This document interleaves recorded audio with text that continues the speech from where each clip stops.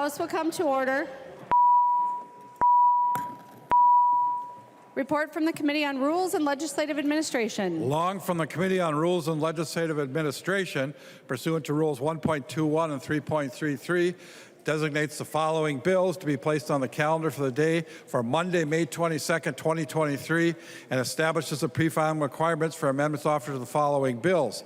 Senate File numbers 3307 and House File 30, Senate File 37.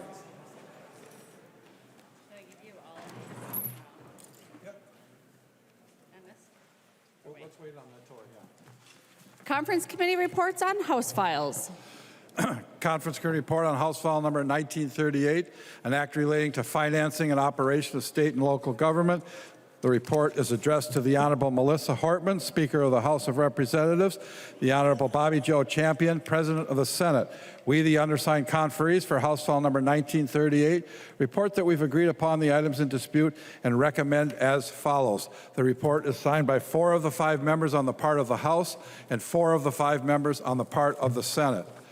Gomez moves that the report of the Conference Committee on House File number 1938 be adopted and that the bill be repassed as amended by the Conference Committee. I recognize the author of the bill, the member from Hennepin, Representative Gomez, to explain the Conference Committee report. Thank you so much, Madam Speaker. I'm very proud to stand before the body today to present the 2023 Taxes Conference Committee report. As you go through the provisions in the report, you will find that it's at least as good as it was when it left. I want to just talk a little bit about a few items. You know, this bill is the result of course, like all of our bills, months and months of work, of careful consideration. But you know, as we were thinking about the tax bill this year, we were really focused on who it is that needs help the most in this moment. And so that's what you'll see reflected in these pages, is our commitment to improving the lives of people in Minnesota, and especially, you know, aligning with the vision that was set out at his inauguration by our governor, that we want the state of Minnesota to be the best place in the country to raise kids and have a family. And so that's what we focused on when we were putting this committee report together. You will also see in our committee report that the property tax division report from Chair Lislegard remains almost completely intact. That was really focused on reestablishing and staying true to our partnership with our local governments, our cities and our counties. We also included, for the first time, ongoing aid to tribal governments. And we are really pleased for the partnership of the Senate on that provision in particular. This is the first time that we have acknowledged that tribal governments in our state deliver services to their members, to residents on their land and adjacent to their land. And we're excited about what that means for our partnership moving forward. In this bill, there are a number of efforts that make our tax code simpler and more fair and equitable. And that is, you know, one of the commitments that I have as in this role as of stewarding this kind of policy area forward. And so, you know, I'm very excited because for decades, people who pay taxes with individual tax identification numbers have been excluded from accessing benefits that they would otherwise be eligible for, like property tax refunds and the working family credit. And so we make that right in this bill. And that is a really critically important tax equity measure that's included here. I know we're going to have a lot of great conversation. I feel like I've talked about this bill a lot, so I'm going to keep it pretty brief. But I just want to say that, you know, to me, the centerpiece of this bill is really the governor's child tax credit. And we just received, we've been working really hard on this over this session, and we just received information from researchers at Columbia University yesterday that the child tax credit contained in this bill will cut child poverty in Minnesota by 1/3. That's ongoing. That's permanent. This is a monumental achievement for this legislature and this session, and I hope that we can all be proud of that and look forward to a lot of good conversation. Thank you, Madam Speaker. The member from Anoka, Representative Stevenson. Thank you, Madam Speaker, and thank you, Chair Gomez, for bringing this wonderful bill to this chamber, and thank you, Chair Listlegard, and the other members of the conference committee. There's so many things that I think are really wonderful, and you outlined a few of them in there. The opportunity to do phenomenal work around child poverty, standing out among them. I do want to take a moment and praise you in particular, though, for the excellent work that I think you did around charitable gambling in this bill, and really arriving at what I believe is a fair approach to a problem that has bedeviled this chamber for many, many years now. And I've had a chance to look at this language really thoroughly, and I just want to say at the outset, despite what others will tell you, it is not true that this bill ends e-pull tabs or eliminates e-pull tabs. That is not true, categorically false. No one should say it. Anyone who says that is not telling the truth. It does not do that. Even Allied Charities, the charitable organization, is talking about revenue loss, but not elimination. And to say that scares people, and it's wrong to do that. So I hope we don't hear that today, because it's just not true. This bill, in fact, has a lot of positives for charitable organizations. It contains a tax cut of $15 million a year for charities. It caps developer fees at 25% of net. And this is important because right now, when you wager $1 on an electronic pull tab, only 3 cents of that dollar goes to the charitable mission. That's it. Right now, companies, developers, including the developer who has an 80% market share in this state of games, charge 31% to the charities. When you wager $1 on an electric pull tab at a veterans organization, more money is going to the developer than to any veteran combined. And this will change that. It's a good provision that you added. It also changes the rules around audits in a really sensible way. We have a lot of small charities in the state of Minnesota. Going through a really intensive audit is burdensome from both a staff perspective and a financial perspective. It costs $5,000 or $6,000. What this bill does is it says we're not going to count revenue from electronic pull tabs towards your audit requirement. And so if you're a small, instead we're going to audit the developers since they have all of the data, which is another way they benefit, by the way, because that data is worth money. So they get 31% and all the data. So we'll audit them and take the burden off the small charities. And as a result, 200 charities across the state of Minnesota who had to do that time-consuming audit this year will not have to do it when this law goes into effect. And so let's try and put this in perspective, because there are those regulatory changes, the open all and the secondary screens that we're going to probably be talking a lot about today. What does that mean? Well, the truth is, nobody knows. Nobody knows how much revenue will be lost from those provisions, if any. And you don't have to take my word for it. I have a letter here from Allied Charities, and I'm just going to read it. It says, I would love to be able to provide proof as to what this language would do to our games and our revenues. These games operate nowhere in the country, and there are no figures other than hypotheticals.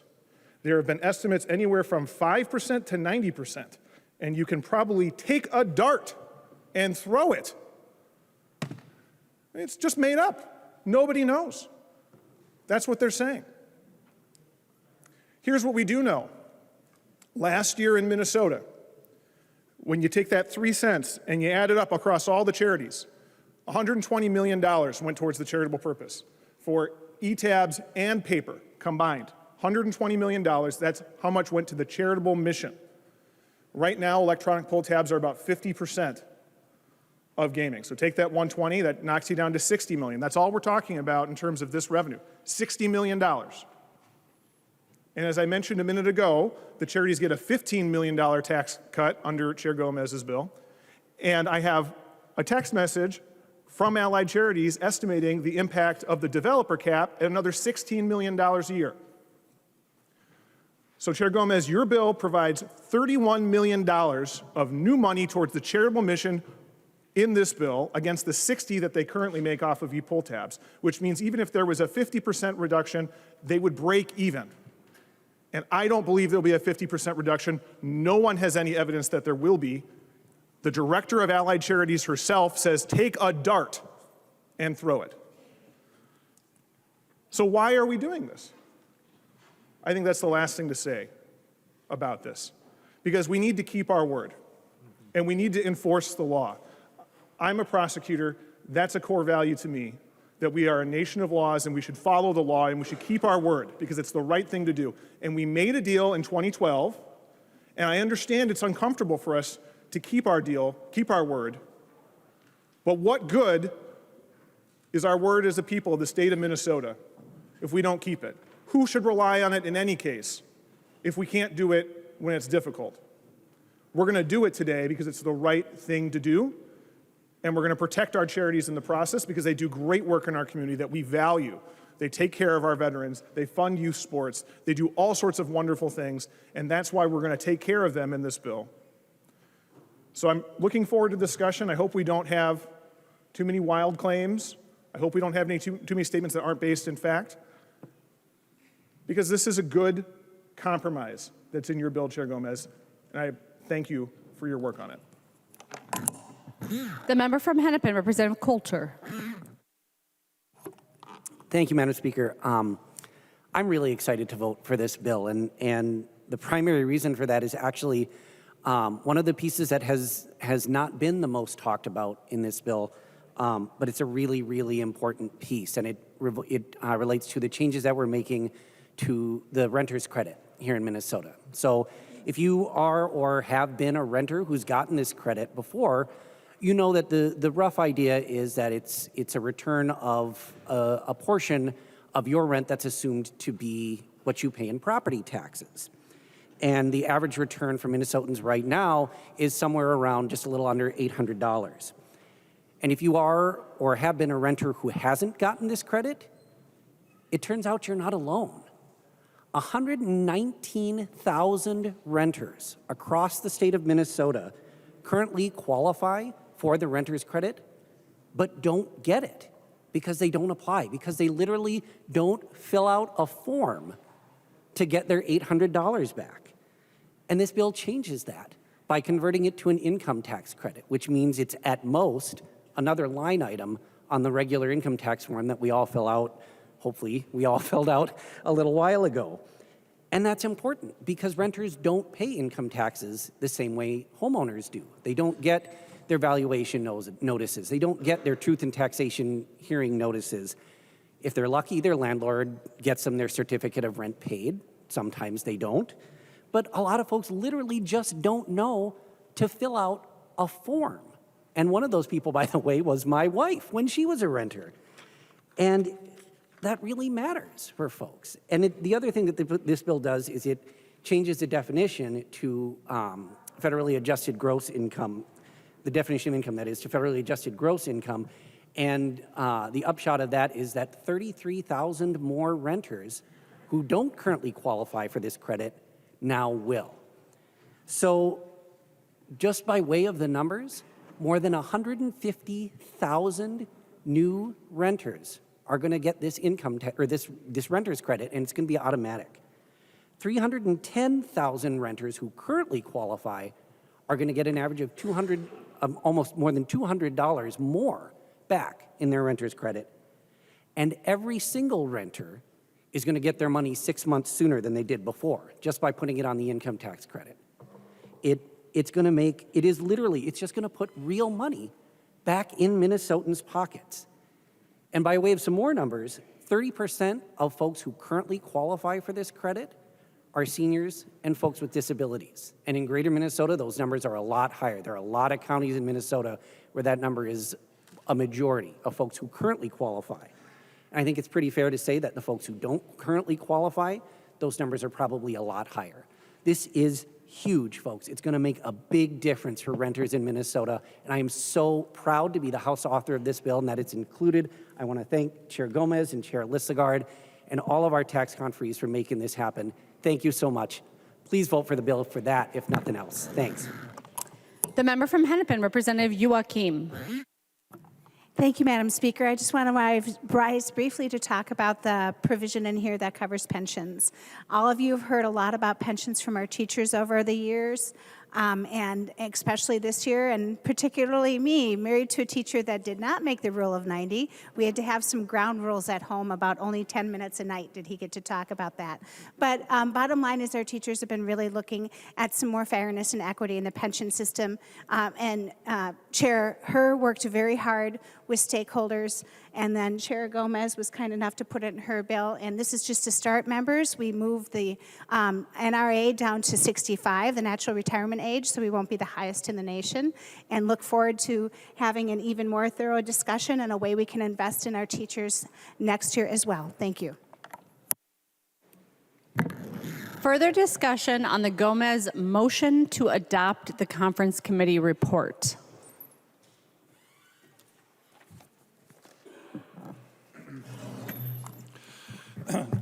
Davids moves that the House refuse to adopt the report of the Conference Committee on House File Number 1938 and that the bill be returned to the Conference Committee. Representative Davids, to your motion. Thank you, Madam Speaker and members.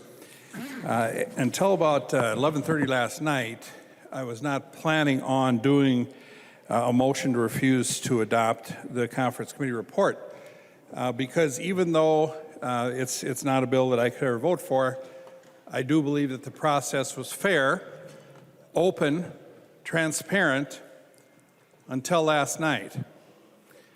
We had a provision that we can take out very quickly, get it back to conference, get it back here very quickly.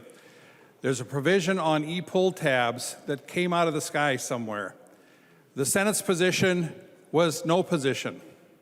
The House's position made some changes, but then what came out at about 11:30 last night was just devastating. And I don't know what my good friend Representative Stevenson is talking about people saying we're eliminating pull tabs. We're not eliminating pull tabs. We're just making them really boring like they used to be. The place we're at now is, I don't gamble. Like I said in committee, I asked somebody the other day, why you never win the lottery? And they said, well, Greg, you got to buy a ticket. And that's something I would never do. So I guess I'm never going to win the lottery. That being said, the provisions in this conference report are so onerous, so unfair to the charities that we will have charities going under. They will have to stop operations because they can't make any money. Doesn't it make you a little nervous that when somebody puts a tax credit in a bill to cover up to 52% of losses, that maybe they've calculated there might be 52% loss, but we don't know that. And that makes it worse. We have a provision in the bill. We have no clue what it's going to do. A couple years ago, we did a fiscal note. I think they'd lose $33 million. You can look that one up. It's out there. So we're moving forward, and we have no clue what we're doing, where we're going, where we're headed, how many charities are going to go bankrupt by going back to the old E-tab pull games. Now, I have to say, just a year ago, I was totally on the other side of this issue. I carried a bill with Representative Stevenson. We had a bill to say that the charities could only use the games that were approved by law. And what had happened, there's a lot of blame here. It has to go to the Gambling Control Board.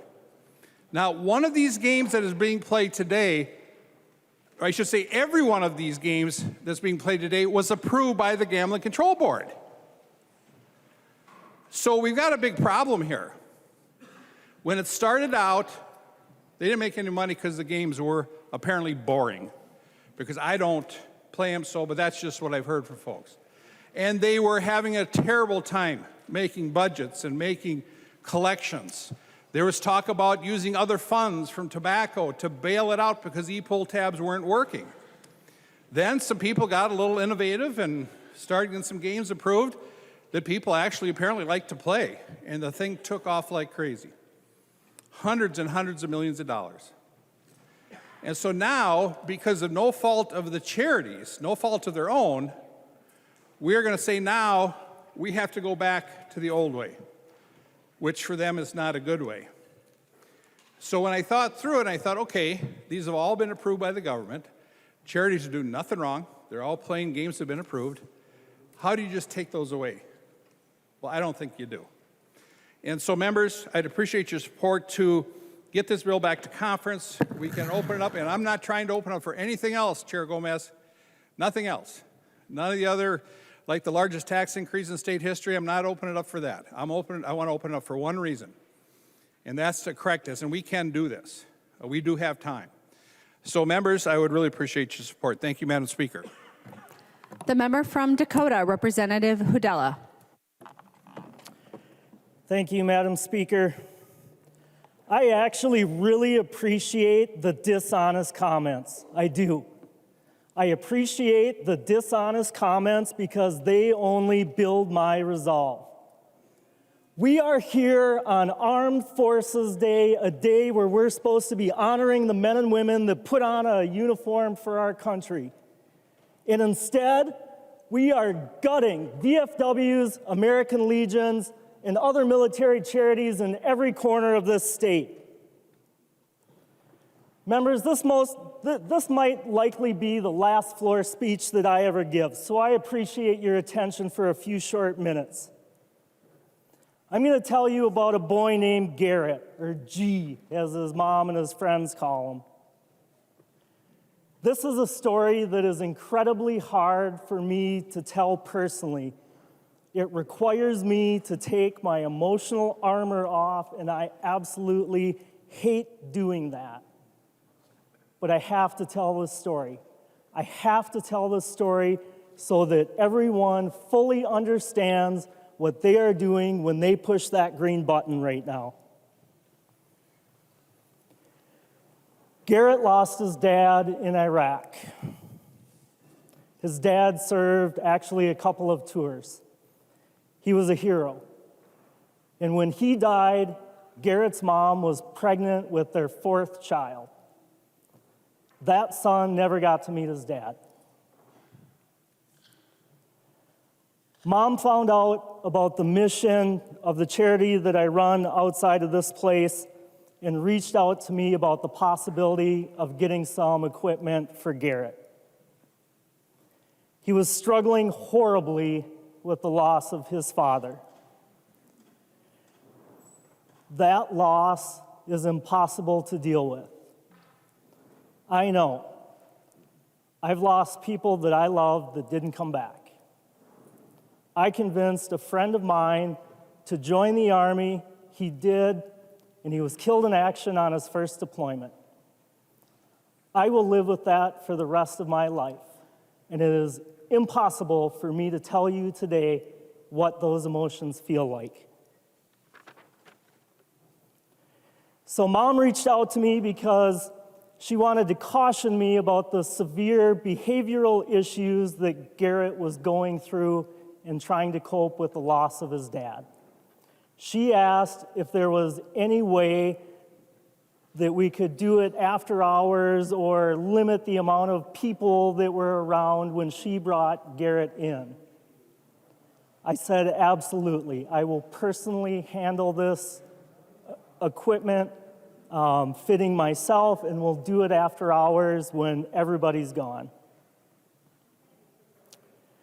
So it was around 6 o'clock that Garrett and his mom and the other siblings, there were 3 of them, showed up at my place. It was after hours. I was the only one there, and she was not kidding about the behavioral issues with this young man. He screamed at me. He screamed at his mother. He ran and knocked things over all over our warehouse. He kicked me several times, and this whole time, Mom is struggling with trying to physically control him and bawling her eyes out because she was so embarrassed. I tried to comfort her over and over and over that it was okay, that I understood, that we were going to get through this. But I'll be very honest, by an hour in, I had it with this kid. I can usually pump a kid through, get them fit head to toe in 30 minutes. It took me 3 hours to get the equipment that this kid needed because he was so absolutely out of control.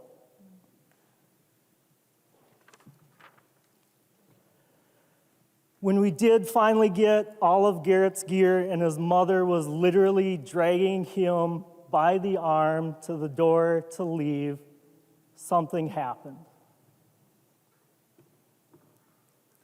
The switch flipped in this kid. He stopped screaming. He stopped fighting. He stood there perfectly still, and he looked up at me and looked me in the eyes and asked, "Mr. Shane, can you go out to dinner with us now?"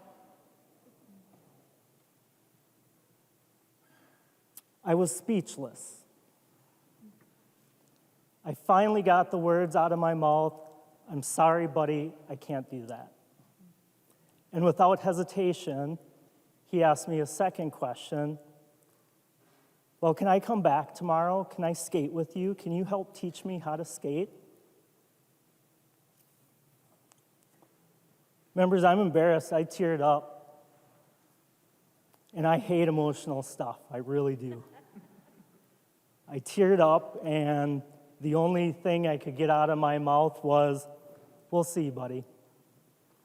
I did not have the heart to tell this kid. I could not take away his hope. But it was at that very moment that I realized how bad this young man needed a father figure in his life. How bad this kid needed a coach, needed somebody to help get him through this. Members, when you hit that green button,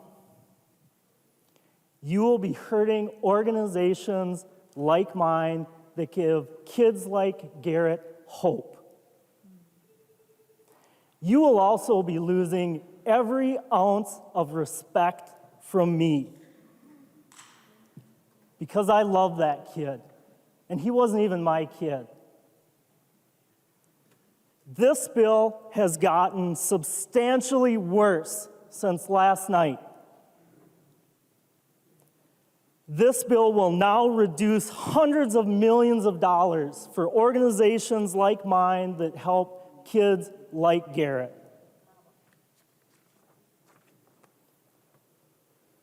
And I have news for you, members. When you go after kids like Garrett, we're going to war. So here's what's coming.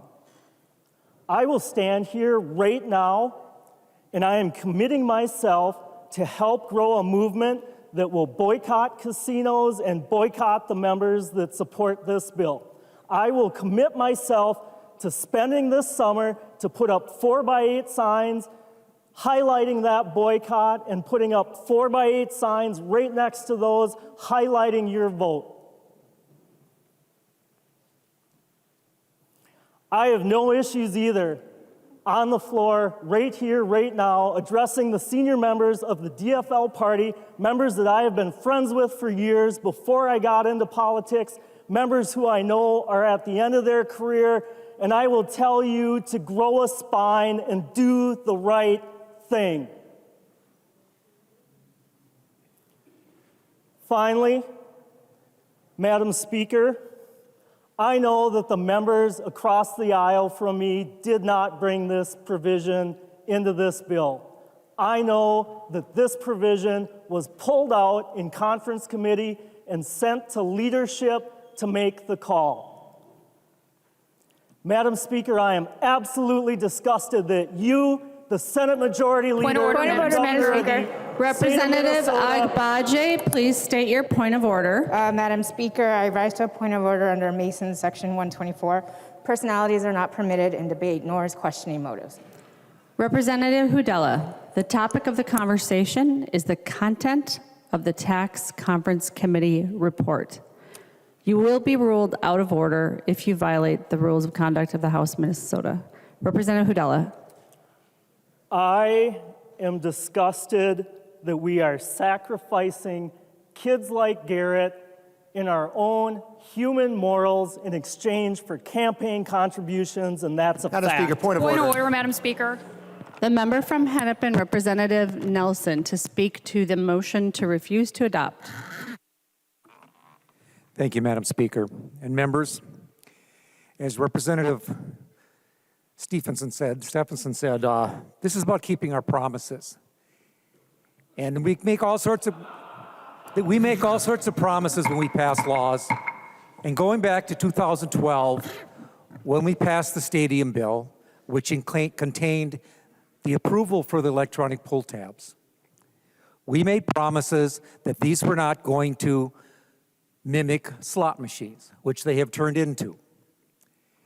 We made that promise to the people of Minnesota, and we put it in law. It's in statute.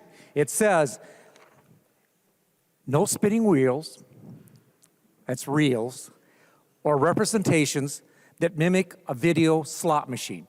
We put that in statute when we passed the stadium bill, financing the stadium. And that's what this money was, the electronic pull tabs was supposed to go help finance the stadium. And yes, they didn't take off right away. And yes, a lot of people made fun of the fact they didn't take off right away, but they've taken off and they've done well.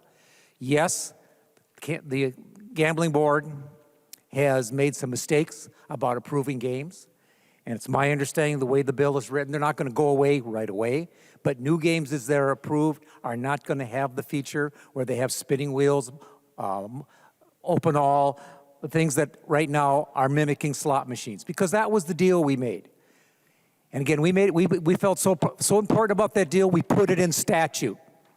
This is a copy, like I said, this is a copy of the Conference Committee report from 2011-2012, House File number 2958, which was, again, the stadium bill that built us the U.S. Bank Stadium. We are trying to keep our promises by what we're putting in this statute. We are trying to fix the things that we've walked all over this promise.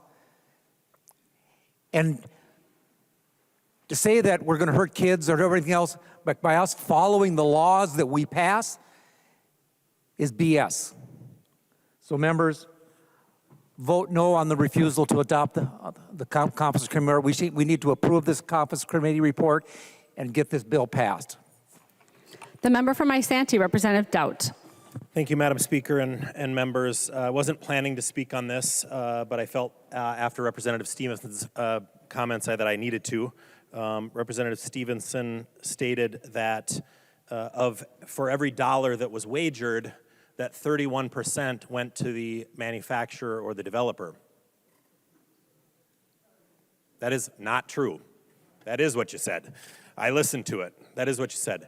So for everybody, and if you want to speak to it, please stand up and correct the record, because I think Minnesotans would expect that. But for everybody that's watching, for every dollar that's wagered, 85 cents goes to payouts. So there's only 15 cents left over to cover the charity, to cover the developer, to cover the developer who develops the games, who provides the device.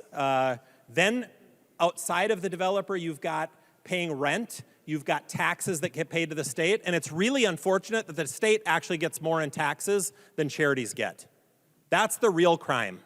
And this little minuscule tax cut for charities isn't going to amount to very much at all. So I don't want anybody to be misled by the chair's comments. 31 cents of every dollar that's wagered does not go to the developers. The breakdown is, and it can vary slightly depending, some are probably a little more to develop than others. In some areas, there's probably a little more rent paid to the restaurant than others, so sometimes these numbers vary. But out of the 15 cents that's left over, manufacturers and distributors get somewhere between 3 3/4 and 4.5 cents. That pays for the games, the technology, the gaming devices, the web security, all of that stuff. The charities get 3 to 4 cents, depending on operating costs. And the remainder goes to the operating expenses, which includes the rent, the payroll for the charities, that sort of stuff, and then the tax that gets paid to the state of Minnesota. So if you want money to go to charities, gutting these e-pull tabs, and I think everybody knows that in the last year, we reached the point where e-pull tabs were now bringing in more revenue than paper pull tabs. I'm also told that e-pull tabs are actually cheaper than paper pull tabs are. So we need to be accurate with what we're talking about here.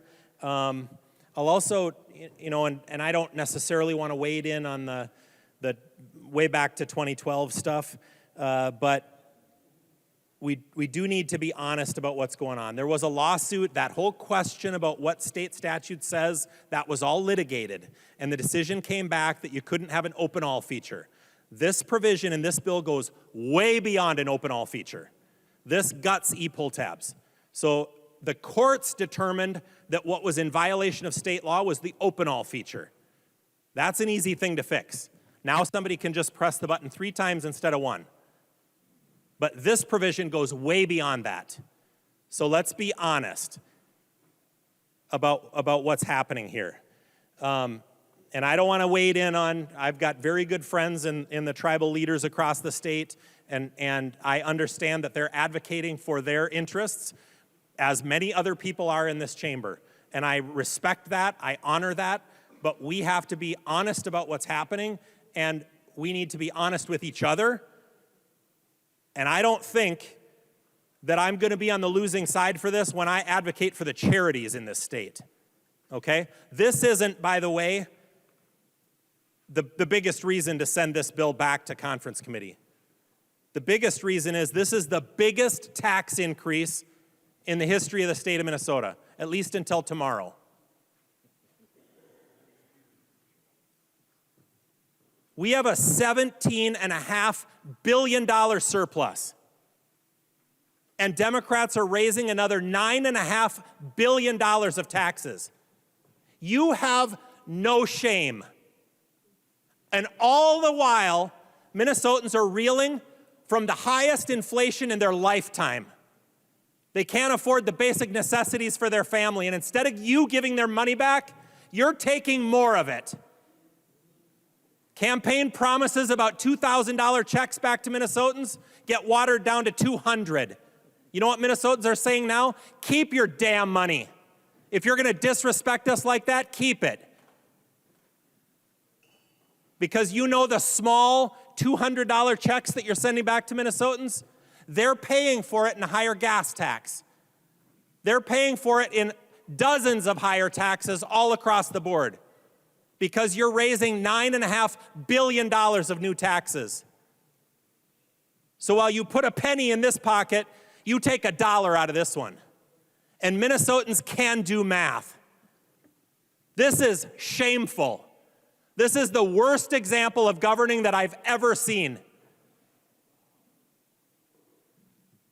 And it's the most disrespectful thing I've ever seen to Minnesotans. You literally broke your promises to them. We're going to exempt Social Security? Nope, we're not. Never mind. Forget about that. We're going to give you $2,000 checks back? Nope, we're not. Never mind. Forget about that. We need to keep your money to spend on all this wasteful crap in all these other bills. It's actually shameful what you're doing to Minnesotans. That's why this bill needs to go back to conference committee. So hopefully you can grow some level of conscience and do something right before we all go home. The member from Anoka, Representative Stevenson. Thank you, Madam Speaker. And just to correct the record, what I said was that developers charge 31% on the net. So after they account for the prizes, they charge 31%. That is the contractual agreement that those developers charge. And in fact, if you're outraged that more tax dollars goes to taxes in the charitable mission, you should be equally outraged that more money goes to a developer than the charitable mission, which, as Representative Doubt just pointed out, is the case. Whether you're looking at what I'm saying or the numbers that he provided, in both cases, developers get more, but not when we pass this bill, because we'll cap fees at 25%. The member from Stearns, Representative Demuth. Thank you, Madam Speaker. And would Chair Gomez yield for a question? She will yield. Representative Demuth. Thank you, Madam Speaker. Chair Gomez, could you tell me the language that we are discussing on the e-pull tab concerns that have been raised here? Could you tell me where that language originated? Representative Gomez. Thank you, Madam Speaker, and to Representative Demuth. So we brought language on e-pull tabs into conference committee in House File 1938. Representative Demuth. Thank you, Madam Speaker. And if Chair Gomez would yield for one more question? She will. Thank you, Madam Speaker. And Chair Gomez, could you tell me if the language that is being presented in this conference committee report was actually heard in a committee prior to the conference committee? Representative Gomez. Thank you, Madam Speaker. House File 1938, our bill was heard in the tax committee, and at that time we took we had an entire session of tax committee where we heard from charities and from their trade organizations. And so this topic was certainly something that we brought into conference and we heard in committee, and we had extensive discussion about it among the members who were present, as well as members of the community who came and shared their opinions with us. As you know, we know when you bring something into conference, then that topic is sort of in play in the conference committee. And this definitely had a hearing in the House Tax Committee. Representative Demuth. Thank you, Madam Speaker. And members, as you have heard the discussion so far at this point, there is grave concern as we move forward on specifically on the entire bill, but specifically on the e-pull tab language that is being proposed and what would happen to our charities across the state of Minnesota. I think the right thing to do at this point in time, we do have a few days left, the right thing to do was to refuse to adopt this conference committee report. It could be reevaluated in a short period of time, brought back to this floor. I'm sure we could get that done even later today. But this is the right thing to do. Send it back to conference. Hash this completely out. The conferees have done a great job working together where we actually had a conferee. Thank you, Madam Speaker, for that. We had a conferee on that conference committee. But we need to look at this. This is detrimental to our charities and the way we are moving forward on this. Please do not adopt this conference committee at this point. The member from Fillmore, the maker of the motion, Representative Davids. Thank you very much, Madam Speaker. And to the Demuth question, Chair Gomez is correct in that we did talk about this subject, but this language, just blew the lid off. It wasn't even close, and we did not hear this language in the conference committee.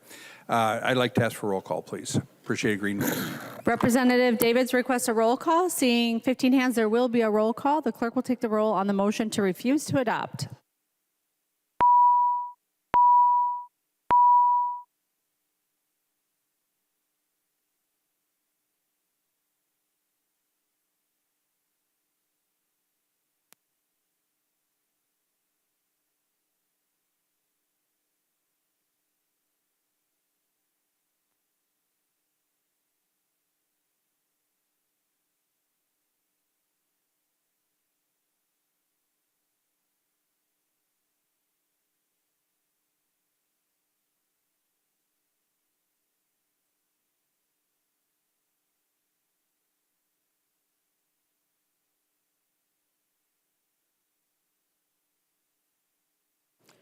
Will the clerk please call the names of the members who are participating remotely?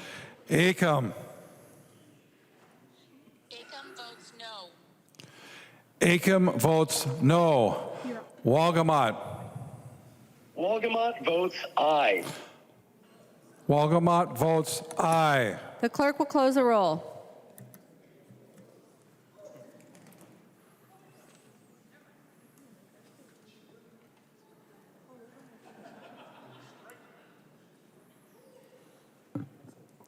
There being 63 ayes and 68 nays, the motion does not prevail. We return to the motion to adopt the conference committee report. Any further discussion on the motion to adopt? Seeing none, all those in favor, please say aye. Aye. Those opposed, please say no. No. The motion prevails. The clerk will give the bill its third reading as amended by conference. Third reading, House File Number 1938, as amended by conference. Third reading as amended by conference. Discussion to the bill. The member from Hennepin, Representative Robbins.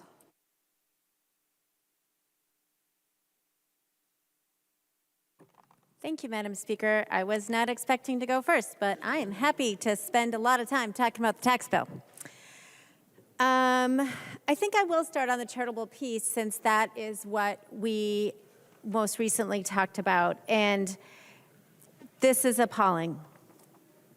I was so disappointed and frustrated with the language that was heard in the House Tax Committee, and this is so much worse. Like, I don't know where this language came from, but it was not what we heard in House Tax, and the Senate did not have any language on e-pull tabs. So this is all due to this body, and it is terrible. I have spoken about this a few times. I have met multiple times with the charities in my district. Predating this issue, I've been working on this for several years. I've had multiple bills on this. The charities are being killed by the tax members, and this is far worse. I find it interesting. Representative Nelson said just now that, I wrote it down and now I can't see where I wrote it, but I'm not going to quote him, but the gist of it was that that we weren't keeping our promises to the types of games that were in statute. But what this language does, members, is it expands the restrictions in statute. So even if you don't like how the e-pull tabs were allowed by the Gambling Control Board, that was something you should have dealt with the Gambling Control Board. And I've met with Chair Mahoney about this. I've met with his predecessor about this. He's happy to meet and talk about it. But what this bill does is it adds additional restrictions in the statute that are way beyond what was agreed to with the tribes in that first agreement. So if you want to keep your word, then you work with what was already in statute. This is just outrageous what you're adding to statute. So just so the public can follow along, I'll read what's being added here. New language in statute, if I can find my right place here. So 308, sorry. Well, I'll start on 309 because that's what I have right in front of me. So it cannot, this is new language, contains no spinning reels or other representations that mimic a video slot machine, including but not limited to free plays, bonus games, screens, game features that are triggered after the initial symbols are revealed and that display results. Members, this was not any of the language we talked about in committee. It was just removing the open all feature. We didn't talk about anything about can't have spinning reels and mimicking video slot machines. That's all new. Another new section here on 311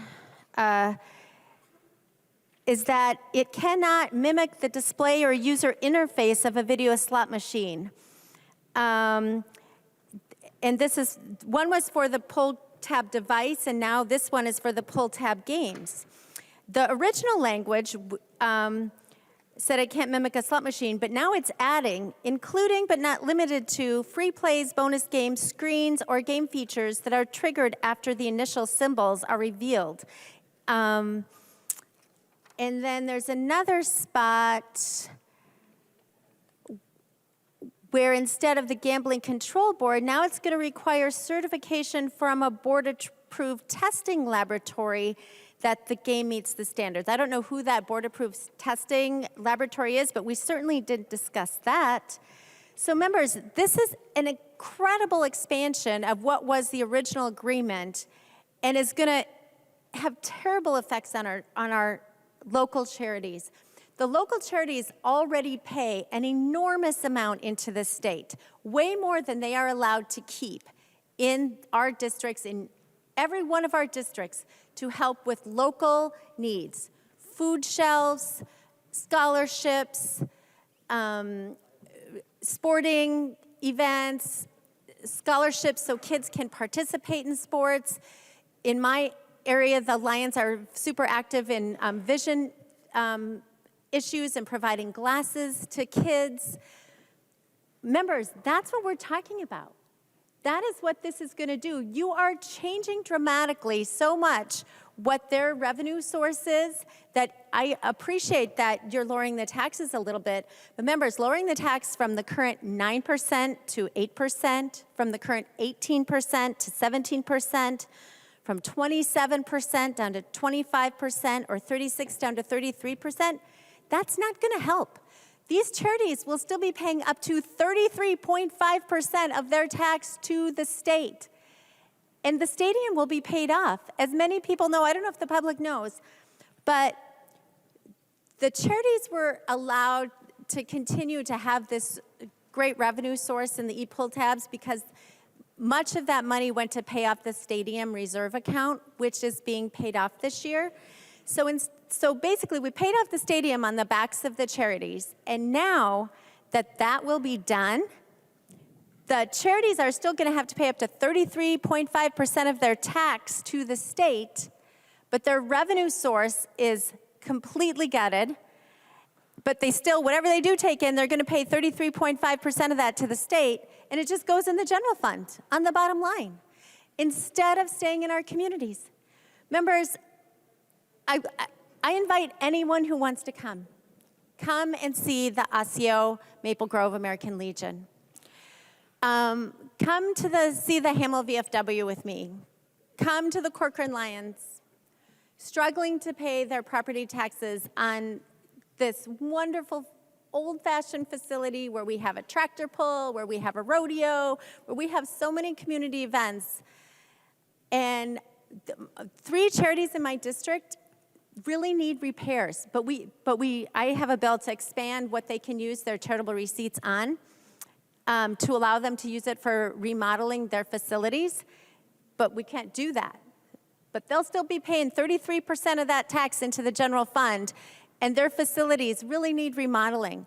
And it's not just about because they're old, which they are, but it's also about security. They have been broken into, and the cash from their charitable gaming stolen, and yet they can't do security upgrades with the money that they make. I just cannot understand. The state does not need the money from the charities, but the charities know the needs of our communities and direct that resource so well. And we are limiting what they can do in our communities, which is so important to the fabric of our communities because it's relationship driven. They know the school kids.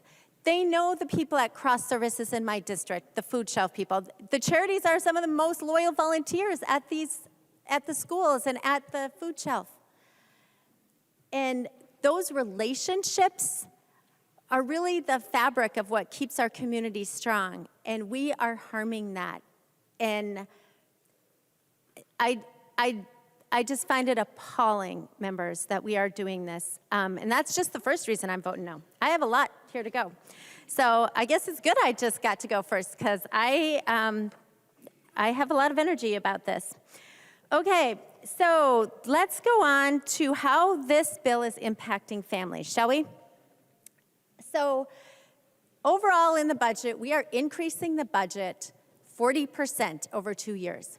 You know, last biennium, we increased the budget 11%, and I thought that was appalling. How could we possibly sustain an 11% increase in the budget? And now we're increasing the budget 40% over 2 years. Members, that is completely unsustainable. You are setting our state up to fall off a cliff, and we will have a huge deficit, and all of these programs and promises you're making will not be able to be funded. Like, the money won't be there. And so when we talk about keeping our promises, I think the first place to start is setting realistic budget so that you can keep the promises that you keep telling everyone you're going to make. But We're increasing the budget by 40%, and we're increasing taxes by $9.5 billion overall. I know this bill, it's just $2.2 billion, but overall in the state budget, we are increasing taxes by $9.5 billion while we're growing government 40%. When Minnesotans gave the DFL party the trifecta, I don't think that's what they were asking for. They were not asking for state government to grow 40% and for tax increases. And what you promised them, speaking of keeping promises, was eliminating the tax on Social Security and big rebate checks. And we're not doing that here. And so I just want to talk about what impact this is having on families. And there are so many tax increases that are hitting our families. Sorry, I don't know where I put my notes on that page. But we'll just run through some of them. So, and most of these taxes, members, by the way, are regressive. So to the public, you're going to get a rebate check of about $260, right? But you are going to see huge increases in things you pay for every day. The gas tax is going to be indexed to inflation, but not just the CPI, members. It is going to be indexed to the construction inflation rate, which I checked with staff, and they think it's going to be between 10 and 14%. That's a giant increase in the gas tax, ongoing. That is going to hit Minnesotans right in their budgets, and they cannot afford that. There's also going to be the increase in the delivery fee. So anything you get delivered from Amazon or DoorDash or whatever, I've heard it's going to be, it started out being 75 cents. I think it may be down to 50 cents. But that still has an incredible impact on people's budgets. Then there's the payroll tax for paid family and medical leave. Every employee in the state of Minnesota could potentially have to pay half of that, so 0.35%. But one of the things I didn't get to talk about when we passed the family medical leave bill is there was new language in the conference report. It's just shocking how things pop up in these conference reports. And one of the things in there is there's an actuarial study about whether this proposal in the paid family leave bill is viable, and I've got a news flash for you. It is not. There's no way you can pay for it with a 0.7% tax of payroll. And so what the new language in the conference report said is that the deed commissioner can just do what he or she needs to do to make sure the program becomes actuarially sound. Later in the bill, it also talks about he can raise the tax annually, but there's a provision that when this actuarial study comes out in October, if it is not actuarially sound, the deed commissioner can just arbitrarily raise that tax. So employers and employees could have a much more significant increase in their payroll tax.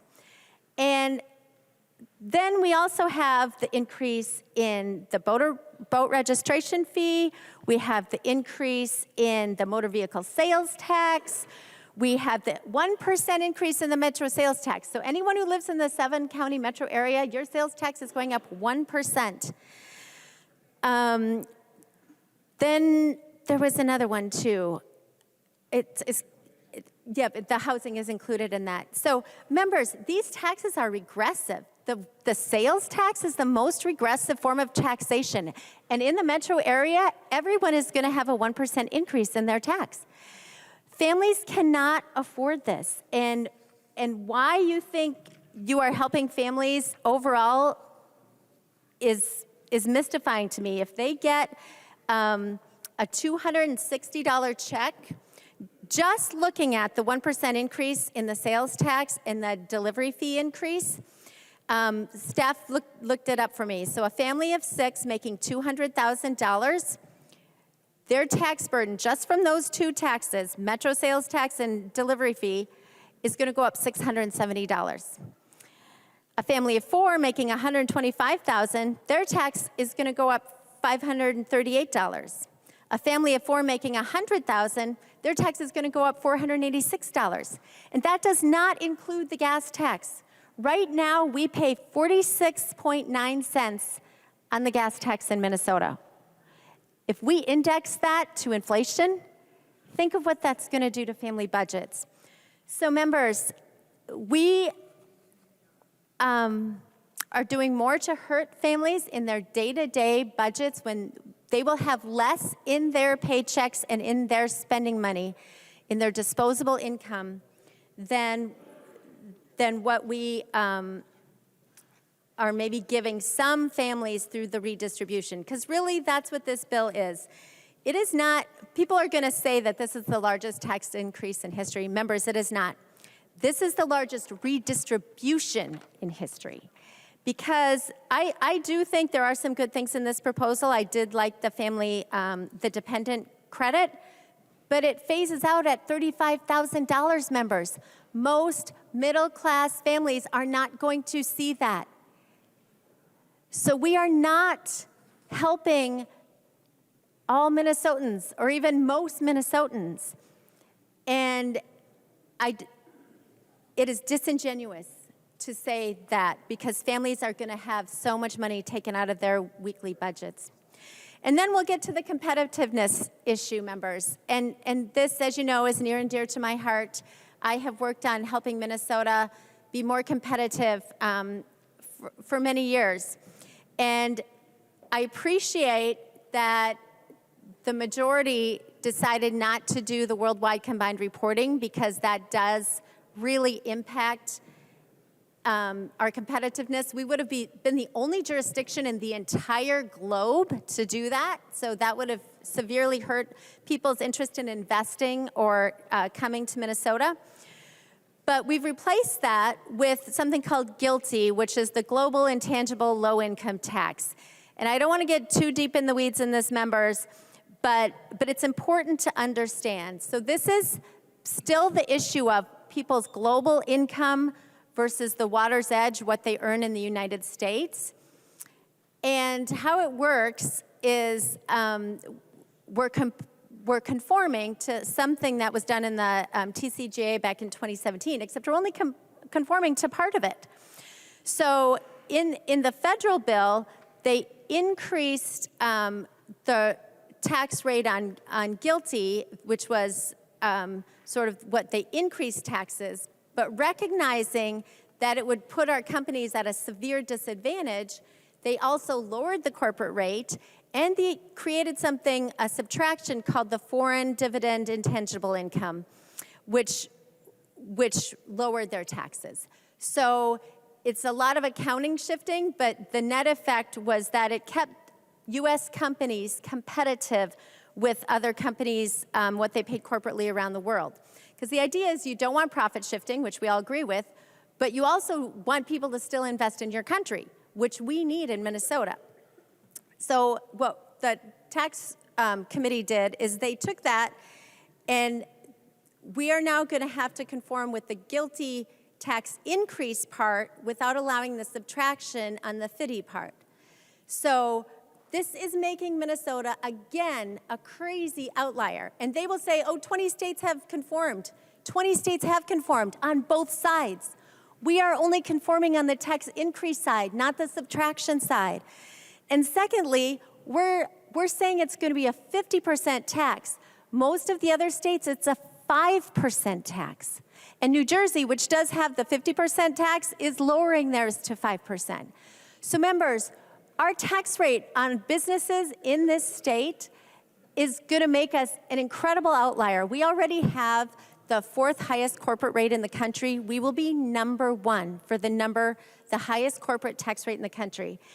And what's worse is that this puts so this affects US-based companies, not companies based in foreign countries.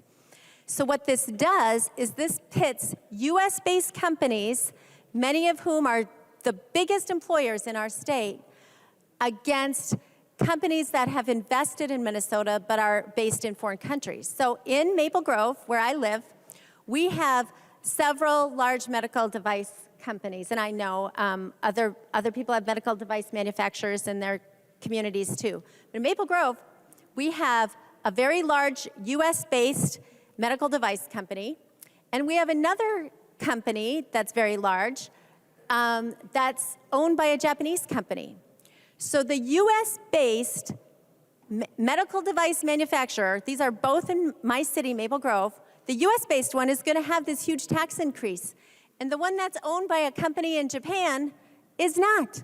Members, the incentives in this bill are ridiculous. We are pitting companies in our state against each other depending on their ownership. That will drive companies based in Minnesota to move their ownership abroad. That's what Medtronic did many years ago, and that will happen again. We are hurting ourselves in our ability to grow. So members, I've seen this so many times, and it's so frustrating to me because the way we grow the economy is by attracting investment and attracting talent to our state. Right now, we have really good foreign direct investment, but that will change. And we are already a net migration loser. If we want companies to invest in Minnesota, we have to incent them. And what the majority's plan has been is instead of to incent them by encouraging competitive tax policy, I've seen this in so many bills, I just can't even, I wanted to do a catalog of it, but I haven't had time.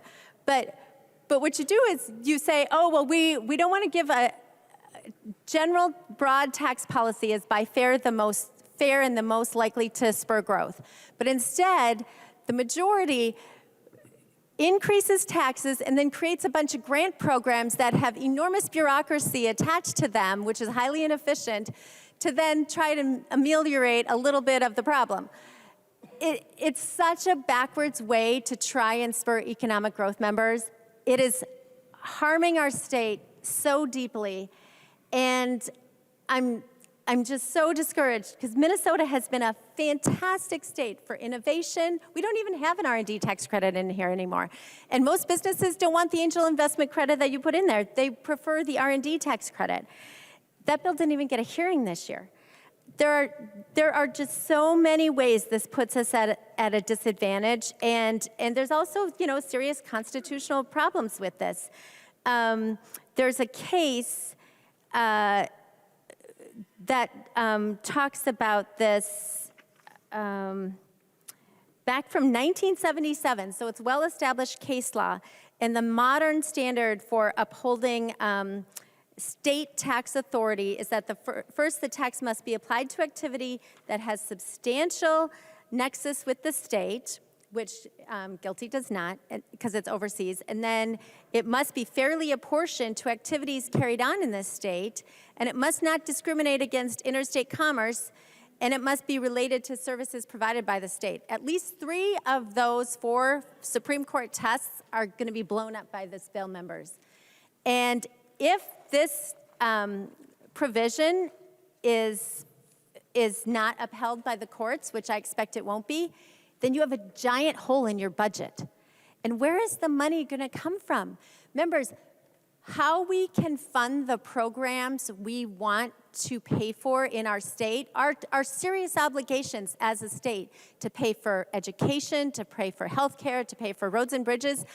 I'm not saying we don't have obligations as a state. We absolutely do. But the way to do that is by economic growth and attracting more businesses and bringing in more jobs and in bringing in more employees who then all of those people pay taxes at a reasonable rate. But if you don't encourage them to come here, or if you are incentivizing them to leave, there's not going to be anything left to pay for all the promises you have made. And that, my friends, is where we are at in this bill. And with a $17.5 billion surplus, there was the opportunity to do really good tax policy this year. I was so excited at the beginning of session to serve on this committee. And instead, we have hurt the competitiveness of our state. We have nickel and dime families so that any small benefit they'll get on the margin, especially for families making under $35,000, that will be eaten up by all the other tax increases and all the other bills that you're passing. And families deserve better than that. This state deserves better than that. And this is an easy no vote, members. The member from Freeborn, Representative Bennett. Thank you, Madam Speaker. So members, I don't usually get up and talk about the tax bill. You know, I taught first grade, and that's kind of like basic addition and subtraction. And so it gets a little beyond me when we're dealing with percentages and adjusted gross income and exemptions. And I'll leave that to Chair Davids and the other chairs here that are working with those things. But what I do understand are hurting people and hurting businesses and things that will hurt our state. So I do want to make a few comments on this bill. First of all, we are passing, amidst all these bills, the largest tax increase in state history, amidst the largest budget surplus we've ever had in state history. That makes no sense to me. It's like an oxymoron. So we have about a $9.5 billion tax increase between all the bills that are being passed, about $2.2 billion in this bill. And my big gripe in this portion that I'm talking about is that we're calling this tax relief, because I keep hearing that this bill is tax relief. I think we need to be transparent on what we're doing, because what this bill does, in most parts, is take money from one group and give it to another group. That's not tax relief. That's something different. If that's what you want to do, fine, but be transparent about it and tell it how it is, because words matter, and we need to tell people exactly what this is doing. It's not tax relief. It's shifting money from one group to another. Secondly, this bill is being billed as helping low-income families.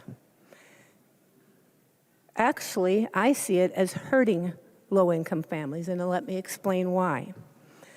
So we have in here child tax credits, renter's credit, tax credits for non-citizens. And those things can be looked at as helping those families, but actually what we're doing is putting money into one pocket for low-income families, and then on the other side, we're taking it out of the other pocket through things like the housing bill and the transportation bill and all the taxes and fees there. And in the end, these people are no better off than they were before. So we're getting people's hopes up, saying you're getting all this money, all this extra funding, and then we're going to take it away from them on a different end. It seems to me what we're doing is almost using people, using our low-income families, getting their hopes up that they're going to have all this extra money in their pockets when we're taking it out of the other pocket to fund the 40% increase that we're seeing in government. It's like a Ponzi scheme in a way. I don't like to see people used that way. That's wrong. And honestly, this is like deja vu. And we just spoke about this about a week ago with our schools bill, the education funding. Same kind of thing. We're telling schools, we're giving you all this money. And yes, we are. We're giving them lots of money. But then we're going to force them to spend it on all different kinds of things. And in the end, they're really going to be worse off than they were before. That's what's happening to these low-income families. So we're giving them all this money in the form of renters credits and child tax credits and those types of things. And then we're going to pull it out of their other pocket through increases in fees for ordering things off of Amazon, or whether it's the gas tax, the housing things that are going to raise the costs of life for them. That's not right, members. And lastly, I want to talk about our local charities. This bill actually disembowels our local charities. And we're not talking about billion-dollar charities here. We're talking about our local American Legions who serve our veterans, youth sports teams where kids can play baseball and hockey and summer sports. We're talking about our volunteer fire departments, those people who volunteer to serve and protect us. We're talking about our local service clubs who help get kids eyeglasses when they need them and all the kinds of things, backpacks at schools. I actually spoke with many of our local charities, especially in some local firefighters. They said this is the kind of money that we get from these ETABs, I'm losing my train of thought here, but the E-tabs that actually help fund things like buying a new fire truck, getting the gear that they need. Members, this guts that. And then I've heard said, well, we don't know how much it's going to cost. Well, that's the problem. We don't know how much it's going to cost. There's no fiscal note. Why are we passing something and we don't know how much it's going to cost and how it's going to impact our local charities? These are the people that help our local communities that puts it all in jeopardy. Members, this is wrong. It's wrong to use low-income families to fund our 40% increase in government. It's wrong to use our local charities, disembowel their ability to be able to help kids and the schools and things like that in our local communities. And it's very wrong to raise taxes $9.5 billion when we have an almost $18 billion surplus. Thank you, members. The member from Hennepin, Representative Elkins. Thank you, Madam Speaker. This is a big bill, and it's got lots of really good, smaller provisions in there that were passed on a bipartisan and bicameral basis. And one of those is comes from my House File 1717, which I worked on with Representative Davids, and it just a small tax credit for short line railroads that provides much-needed funds for upgrading their capital equipment. I think most people would think that when they think of short line railroads, think that this is mostly a rural thing. But in Bloomington, we have a short line railroad, Progressive Rail. It operates on what was a portion of what was originally the original Dan Patch line. It comes through Richfield and Bloomington. And its role is to collect rail cars from businesses in Bloomington that lie along that rail line, including businesses like Caterpillar. And it feeds cars to and from a shared switching yard in southwest Bloomington, where it delivers cars to CP Rail for distribution all over the country.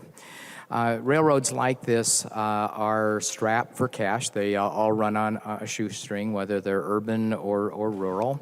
And many in this case, I once had a constituent actually send me a picture of a length of rail which was stamped with its original manufacturing date of 1910. So this small provision will allow railroads like Progressive to make much-needed safety improvements, operational improvements to their rail lines all over the country. And it's just a small example of the many small good provisions that can be found scattered throughout this bill. Thank you. The member from Dakota, Representative Koznick. Thank you, Madam Speaker. I had flashbacks when Representative Doudt was talking to the first time we had the tax bill on the floor, how shameful it is that Democrats promised to eliminate the tax on Social Security, how shameful it was that we're raising taxes on some Minnesotans and redistributing it to others. So thank you for your comments, Representative Doudt. And now that the bill has come back from conference committee, it's shameful that there's new language introduced that didn't even have a bill hearing. But this $2.2 billion new tax bill, $2.2 billion in tax increases with the historic, transformative, or at least had the opportunity to be transformative, surplus is all being misused, and we're asking Minnesotans to pay more. That's shameful. We had a lot of talk in tax committee about the net migration. Representative Garofalo's talked about how much wealth is leaving Minnesota. And a constituent of mine shared with me a book called How Money Walks. And did you know that between 1995 and 2010, millions of Americans moved between states, taking with them over $2 trillion in adjusted gross income? $2 trillion is the equivalent to the GDP of California, the 9th largest GDP in the world. That's a lot of money. And some states like Florida saw tremendous growth and gains, about $86 billion, while others like New York and Minnesota experienced massive losses. New York experienced $58.6 billion in working capital loss. People moved, and they took their working wealth with them. And this is from the book How Money Walks. The question is, why did they move? And why are we concerned about this tax bill, this shameful tax bill that raises $2.2 billion in new taxes? We're concerned because Minnesotans with working capital are also moving. Using unofficial statistics from the IRS, the book How Money Walks explores the hows and whys, and I would recommend the read. But a couple of the important things are the 9 states with no personal income taxes, 0 personal income taxes, they gained $164 billion in working wealth. And conversely, the 9 states with the highest personal income tax rates, Representative Gomez, the 9 states with the highest personal income taxes lost $107 billion. The 10 states with the lowest per capita state and local taxes that we've also talked about, the 10 states with the lowest state and local tax burdens, they gained almost $70 billion. Meanwhile, 10 states with the highest per capita state and local taxes, they lost $139 billion. So the stories and the arguments that we've heard that people are moving and choosing to leave Minnesota has been proved on some of the tax information that Representative Garofalo shared with us, but this is even documented quite well. And this $2.2 billion tax redistribution plan, new $2.2 billion tax increase on Minnesotans, is going to have Minnesotans walking. And with the historic surplus, I didn't think we'd be raising taxes. I don't think Minnesotans thought as the surplus grew from $9 billion to $20 billion, and then we skimmed some off for inflation projections, and so we've spent some, so now it's about $17 billion.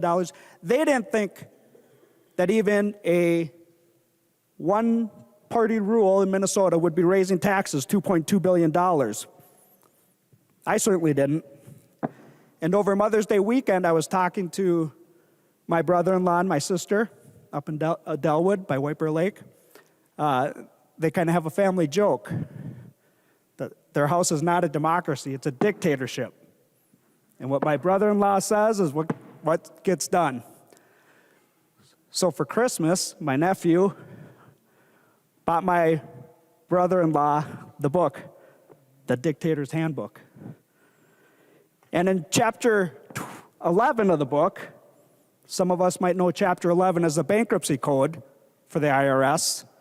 I don't know if anybody here, personally it's personal bankruptcy is chapter 13, but for corporations it's chapter 11.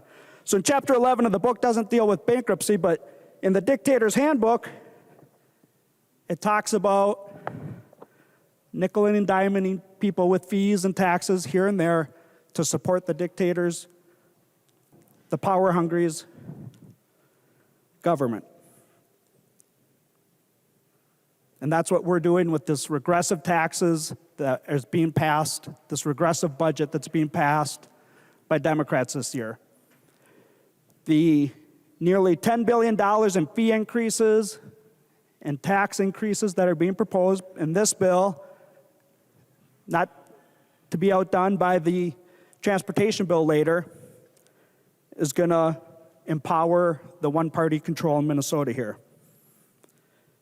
And if you want to be a good dictator, by ensuring the political system and business framework require many, frequent, small payments for accomplishing the most mundane tasks of government.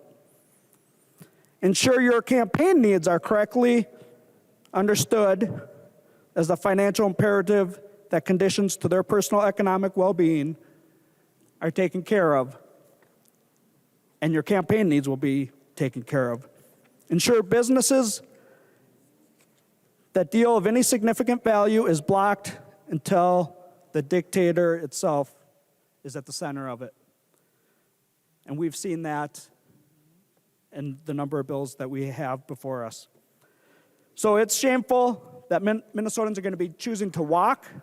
It's shameful that government is growing larger, that the dictatorship in Minnesota with this Democrat socialist tax bill that raises taxes $2.2 billion is going to pass. It's hitting job creators the most. This wasn't a good tax bill that sets up Minnesota for future economic stability. There's revenue increases, tax increases that were never heard in committee. And so Minnesota, the one-party control in Minnesota and this tax bill is taking more and more of your hard-earned dollars so that government can grow over 40% this year. That's shameful. Members, this tax bill is shameful, and I was optimistic, kind of excited to work on the tax committee this year after a couple session break from the committee, because I thought I would be able to go home and go across Minnesota and say, we've lowered your taxes. But instead, Minnesota, the tax committee of one-party control is raising your taxes $2.2 billion, and that is shameful. Please vote no. The member from Hennepin, Representative Howard. Thank you, Madam Speaker. Thank you, members. Thank you, Chair Gomez and Chair Listagard, for bringing forward a bill that will make Minnesota a stronger, a more just, a more welcoming place. And that really has been the work of House Democrats this session, to make Minnesota a stronger, more just, more welcoming place to live, work, and raise a family. Members, there's been a lot of incredibly bad math so far from the other side of the aisle from folks that apparently haven't read the bill. And so I just wanted to walk through a few specific examples of how Minnesotans will benefit from this bill. Minnesotans that have been feeling the economic squeeze, Minnesotans that haven't seen their wealth skyrocket in the pandemic. And so I just want to include a few examples. So if you're a married couple earning $140,000 a year or less with 2 school-aged children renting an apartment, this couple would enjoy a one-time rebate of $1,040. This couple would earn a K-12 education credit of $305, property tax relief of $341 for a total tax savings of $1,690. If you're a senior retired couple earning $90,000 or less, living in a homesteaded property where you saw a spike in property taxes, that couple would receive a one-time rebate of $520, a Social Security tax cut of $732, property tax relief of more than $350 for a total savings of $1,637. If you are a young married couple earning $35,000 or less, renting with 3 young children, that couple would receive a one-time rebate of $1,300. The child tax credit that is really a hallmark of this bill would earn that family $5,600. Property tax relief of $345 for a total savings of $7,245. Members, millions of Minnesotans will feel the benefit of this bill, and it's the Minnesotans that most need to feel a little bit of relief. And really, that is the hallmark of this bill, which plays to our strengths as Minnesotans, that we are investing in our people, in making our state an expanding opportunity for the many, and ensuring that our families have the freedom to afford a home where they want to live, to pay for child care, the economic security to afford their lives and thrive. This plays to our strengths. And members, I have no doubt that left to the devices of the folks on the other side of the aisle would be bringing forward a very different approach. We've heard about it already. We wouldn't see a tax fairness for the largest corporations that are sheltering money overseas. That's a tax fairness piece that we have in this bill. And, you know, Investing in the many is an economic strategy for success, but what should concern all of us is widening income inequality. That threatens our prosperity as Minnesotans. And since the pandemic, the income of the wealthiest earners has grown by more than 117%, while corporate profits have soared by trillions. This while the lowest earners saw their income drop by 9%. And that is at the heart of this approach, where we are investing in the many and making Minnesota a place where all of us can thrive. It's a bill that plays to our strengths. This is a Minnesota-proud bill, a Minnesota-proud budget, and I'm proud to vote yes. The member from Anoka, Representative Niska. Thank you, Madam Speaker, and I was wondering if Chair Gomez would yield to a question. She will yield. Representative Niska. Thank you, Madam Speaker, and Chair Gomez. I wanted to follow up on the question that Representative Davids had asked you earlier. You said that there was one committee hearing on some language related to e-poll tabs, that the topic was in play in conference committee, and Representative Robbins had also explained some differences between that language and this language. And so I do think the charities of Minnesota and the people of Minnesota deserve a straight answer to the question that Representative Davids had asked before. The language in the conference committee report itself as it relates to e-poll tabs, who drafted that language and where did that language come from? Representative Gomez. Thank you, Madam Speaker. I don't recall Representative Davids asking me a question about this, but I mean, who drafted the language in the conference committee report? Our professional staff drafted the language. You know, I think that I've heard a lot of concern about the addition of the description about spinning wheels and extra games. And, you know, it has always been clear that the intent of the original language and the intent of the original deal around e-poll tabs was that they are not to mimic video slot machines. So those features, the reason that those features are included is because they mimic video slot machines.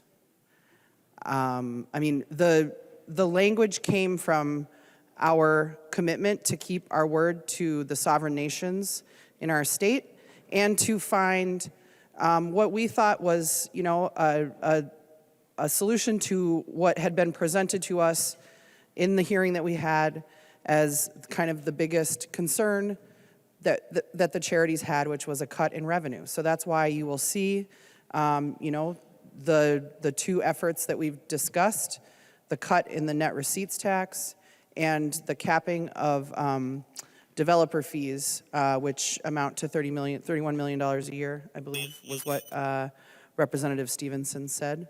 So that's the source. That's where the language comes from. I think that I was pretty clear when I presented my bill that that was the intent of what we were bringing into conference. And thank you, Madam Speaker.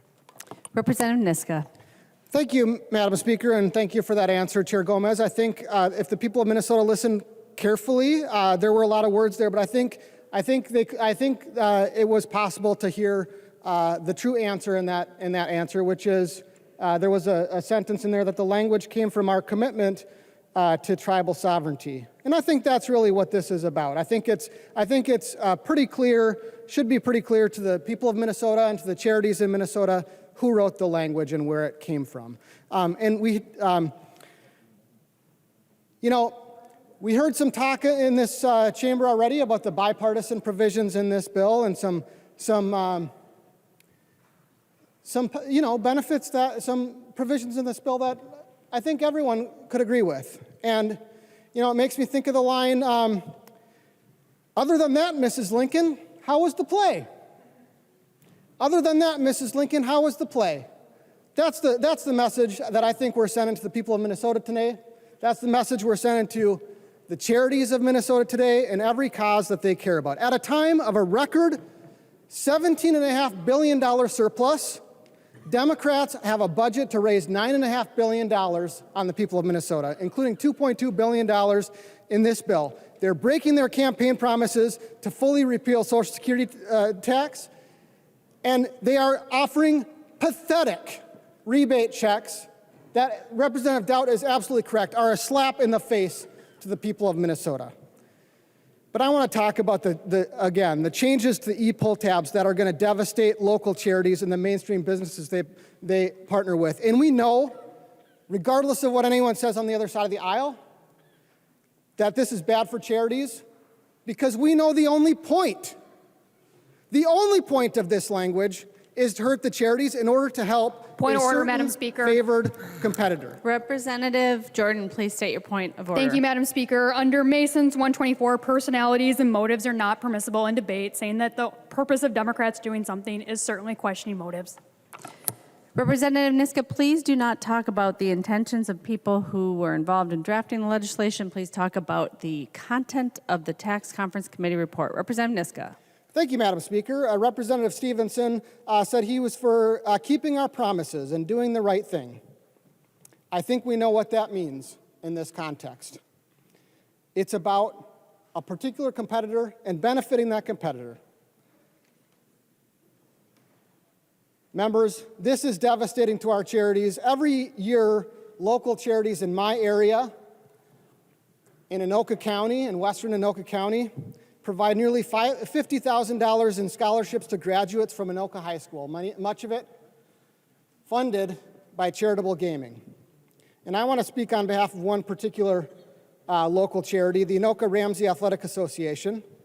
It's near and dear to my heart. I have been an Anoka Ramsey Athletic Association coach, t-ball and baseball and basketball, as well as a parent for many years. My wife is on the board of the Anoka Ramsey Athletic Association. And they depend very much on charitable gambling, and in particular e-pull tabs, which account for about half of their charitable gambling revenue. The Anoka Ramsey Athletic Association recently received the Youth First Community of Promise Partner of Promise Award because of a $25,000 donation that they made in December of 2021. Some of it, much of it, enabled by the charitable gambling that Anoka Ramsey Athletic Association is able to do, partnering with local businesses. Youth First provides services, meals, and educational support to hundreds of disadvantaged youth in Anoka County, and Anoka, Coon Rapids, Andover, and Ramsey. Charitable gambling allows the Anoka Ramsey Athletic Association to keep costs significantly lower than those of neighboring communities, ensuring that more kids get a chance to participate and have a fair shot at lessons that can only be learned in youth sports. Every year, the Anoka Ramsey Athletic Association gives tens of thousands of dollars, providing 50 to 100% registration scholarships to hundreds of kids in Anoka, Andover, Coon Rapids, and Ramsey who couldn't afford otherwise to participate in youth sports. They're able to offer 100% off of all registration for every child who has a parent, for every child in every sport who loses a parent or guardian when they're in the program for the duration of the time that they're in the Anoka Ramsey Athletic Association program. Again, enabled by the money that they're able to raise through charitable gambling. They pay 100% of the registration for every young athlete for the entire year if that athlete loses a sibling while they're in the program. And for the last 6 years, they've been able to donate hundreds of thousands of dollars to those municipalities, Anoka and Ramsey, where they operate in order to provide facility updates. Every month, they pay over $50,000 in rent to their gambling partners in Anoka and Ramsey and surrounding areas. Every month, they pay over more than $50,000 in rent. They pay more than $120,000 in sales tax to the state of Minnesota every month. And their charitable gambling operation creates dozens of well-paying part-time jobs in the cities where they operate. So that's who we're hurting when we vote for this bill today. And I have heard from countless constituents about how bad these changes were in the prior version, based on the prior language, before it got worse at 10:30 last night. So how much revenue is lost? You know, Representative Stevenson, I have to agree with him when he says nobody knows, and he said you can take a dart and throw it. That is almost a correct analogy. You just have to add one additional fact. Before you take the dart and throw it, you have to have a rival give you some poison to add to that dart, and then you throw it at the target. And the target here is these charities that we're talking about. So does the poison maim them? Does it kill them? Representative Stevenson is right. Nobody knows. Nobody knows for sure how lethal this poison is. We could hold some committee hearings on the poison to see how bad it is. We could hold 17 committee hearings like we did for House File 100. And I heard many members here, many members who didn't vote for House File 100, praise Representative Stevenson for the process that bill went through. And I made a point actually to go, before we saw this language that came out tonight and before Representative Stevenson spoke on it, I made a point to stop him in the hallway and genuinely tell him that I didn't vote for that bill. I didn't support the overall policy goal of that bill, or at least not all of the policy goals of that bill. But I genuinely respect the way that he ran House File 100 through the legislative process. And that was what I told him, and I stopped him in the hallway yesterday. Think about the contrast between the poison in this bill and what we did with House File 100. We could hold some committee hearings on it, but why would we do that when we think helping that rival that gave us the poison is keeping our word and doing the right thing? Why would we bother? So yeah, we don't know how lethal the poison is because it came out at 10:30 last night.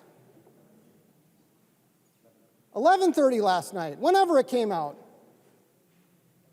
Less than 24 hours ago.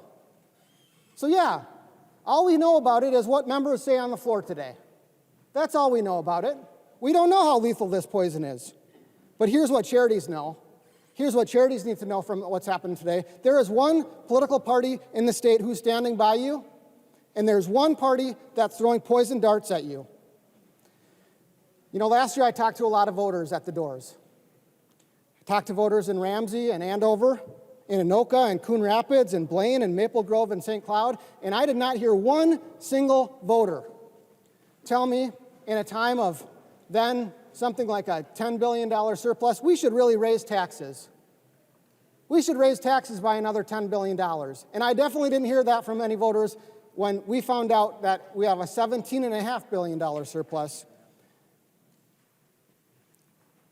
But, and I'm trying to self-edit here to maintain decorum, I sure as blank never heard from one single person that we need to stick it to charities, that we need to throw a dart at charities to help someone else. Not from one single person. What we're doing on this floor today is shameful. Vote no. The member from Anoka, Representative Norris. Thank you, Madam Speaker. When we initially passed this bill off the House floor, I said that this is a tax bill focused on putting money back in the pockets of working class families and seniors. And it still is. But I wanted to take a moment today to talk about some of the provisions for other folks in the bill, because I believe that there's something to benefit everyone in Minnesota in this tax bill. I've drafted several different provisions in this bill as vice chair of the tax committee to do just that. I started with property taxes, because that's one of the biggest things that I heard when I was out talking to my neighbors on the campaign trail. They were concerned about their property taxes increasing as home values went up. So one of the things that I did is I actually took an idea I heard on the doors, and that was adjust the homestead market value exclusion. As our home values have been going up, fewer and fewer Minnesotans have qualified for that. So this tax bill shifts the cap on that from $413,800 to a homestead value of $517,200. We also know that people have seen big year-to-year spikes in their property tax bills. So I authored a provision that we're calling the Supercharged Targeted Property Tax Refund.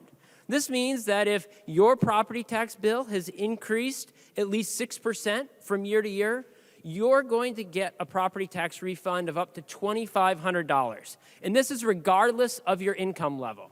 Any Minnesotan who sees that big of a spike in their property tax bill can qualify. We also wanted to help our cities and counties, and in particular with some of the public safety needs that they're facing.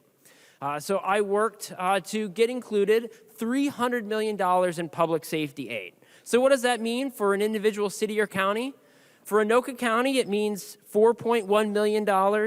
For the city of Blaine, it means $3.1 million. And for Lexington, a city of just 2,000 people, they're going to get $114,000 for public safety. That's going to go a long way in a city like that. We're also helping our businesses. I authored the Angel Tax Credit provision that we're renewing in this bill. It's going to help incubate the next generation of great Minnesota businesses. And it's going to send the message to the country that Minnesota is open for entrepreneurship, and we want people to invest their venture capital dollars right here. I've talked about the high amount of manufactured housing that I have in my district. So we included a tax credit that's going to encourage owners of manufactured home parks to sell their parks to resident cooperatives when they're ready to sell. This is going to help to maintain this desperately needed source of naturally occurring affordable housing. And one that I personally care a lot about is the K-12 education tax credit. This is one that I've been working on for 5 years as an advocate, long before I ever thought about running for the Minnesota House of Representatives. Because it's been 26 years since the income limit for this tax credit has been updated. So now, under this tax bill, if you make $70,000 or less, you're going to get money to help pay for after-school programs for your kids, to help pay for school supplies, driver's ed, and more. And Madam Chair, as I close, I just want to extend my thanks to you.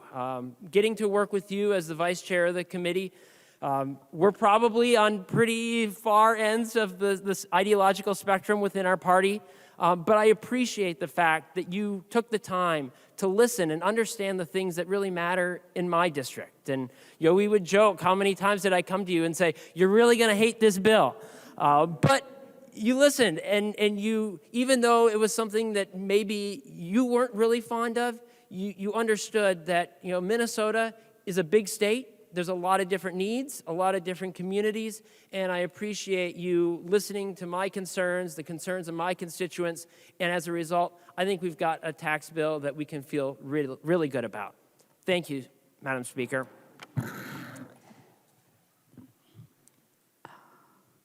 The member from Sherburne, Representative Novotny. Thank you, Speaker Hartman. I heard a lot of talk about keeping promises and keeping our word. And for those of you that know me on this floor, I'm not usually one to get up and talk on bills and committees that I'm not involved in, but I just had to give a short reply. We can't go back on our word. We have to keep our promises. In the last week, we've changed our promises that we made to the duty disability officers that are disabled. We went back on that. We had an omnibus bill for public safety, or at least that's what it's titled, that has very little to do with public safety and a whole lot to do with promises that were made to victims that their assailants would have an agreed upon sentence and punishment. So we're going back on our word to the victims.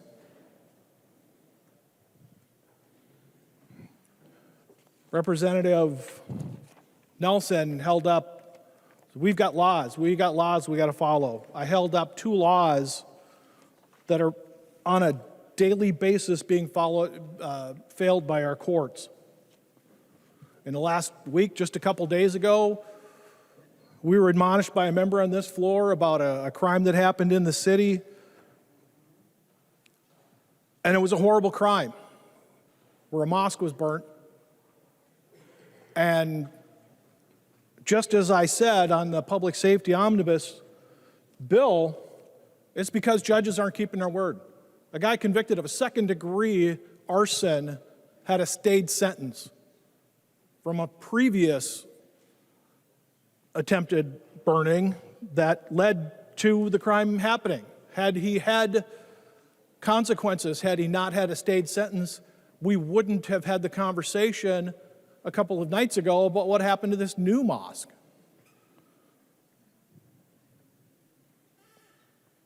And finally, Representative Morris, you said that everybody in this bill gets something.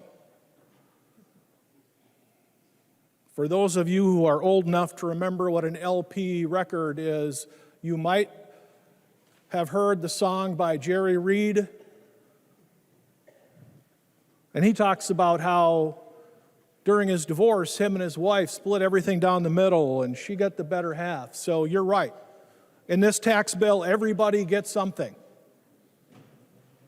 Some get the gold mine, some get the shaft. The member from Ramsey, Representative Lee. Thank you, Madam Speaker. So today we've heard a lot about what's in this bill. Some things true and some things not so true. So I want to bring us back to what I do know this bill does. Let's be clear. This bill will help all working families across Minnesota. Most important, thanks to the leadership of our tax chair, Aisha Gomez, and the governor, we cut child poverty by a third. Let me say that again. This bill cuts child poverty by a third. We achieve this by doing two things. One, we leverage the working family tax credit with the child tax credit to make sure that we don't punish working families for both having kids and working, because we know how expensive childcare is. We've talked about this all session. Two, thanks to Chair Gomez for taking language from my bill, House File 1400, which makes sure that all people who contribute to the economic well-being of our state, regardless of their citizenship status, are also entitled to the working family tax credit. Let's be clear. Once again, if you're contributing to Minnesota's economic development, you also deserve yours, like everyone else. This is just one example of the many provisions in this bill which will ensure the economic security of all our communities in Minnesota, including low-income communities. But rest assured, in the nearly 400 pages of this bill, mixed in with all the equity and social justice provisions that you may not like, I know we provide tax cuts to every Minnesotan in all of our 87 counties, regardless of income level. We do this by providing property tax cuts to everyone, regardless of whether you own or rent your home. And as Vice Chair of Property Taxes, I'm also proud to say we robustly fund everybody's county and city to alleviate the pressures that our co-governing partners might face to increase property taxes, so that critical services continue at the local level. In closing, this is a historic tax cut for working families everywhere in Minnesota. Vote green. The member from Olmsted, Representative Quam. Thank you, Madam Speaker and members. And, the people are hearing, this is all great, this is all horrible. Well, let's simplify it. Tax cuts mean people pay less taxes.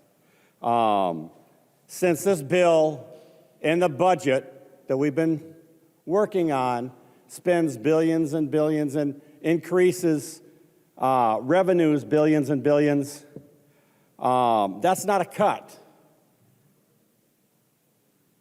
And it's shocking to say this is historic cuts, and you're hearing about, 9.6 in that ballpark increases between this bill and other bills, and a 40% increase in the budget, and you don't have to take your shoes off to do the math. You are talking about a very dramatic increase in government. And the details, you can find good and bad in the details, but when I look at this bill, I remember back when we were doing the funding for the stadium, I was not happy that we were taxing charities, taking money from charities to pay for the stadium. I was happy when I heard, well, we're paying off the stadium early. But amazingly, we're still planning on taking money from charities. That just doesn't seem right. It doesn't seem kosher. These charities are in our communities, supporting community and youth sports, and activities, the mental health issues that we're seeing exploding, a lot of kids, when they have these activities, they're connected to the community. They gain skills in interactions and socializing that help them all through their life. They have ups and downs, but they learn and they're stronger, and these decrease some of the mental illness issues, some of the delinquency and other issues, because when you're connecting with others in your community, you're part of a team, it's different. And that's what these charities, I spent years coaching different sports and youth sports. And you got to make a difference in those kids' lives. You got to see someone that was unsure, they were embarrassed that they didn't have cleats or anything. The coaches got together and made sure everybody got cleats. And they went out, they were able to relax, have some fun, have some joy, and make friends. Now, the state does programs to try and help the youth and communities, but when you've got people living in the community, they know the community and what's needed. They also don't take 10% off the top, like the, what was it? Yesterday we were talking about $100 million in zero interest loans, but no, we're going to take $10 million of that to do it. When you get all the overhead and the costs of doing it, it costs more for the government to generate it than allowing the local people to make the difference in their communities. And that's why, you know, I was upset, but we taxed the charities to get the stadium. Now I am really upset that if we're paying off the stadium, why do we still need to tax and take money from those charities? We heard something about,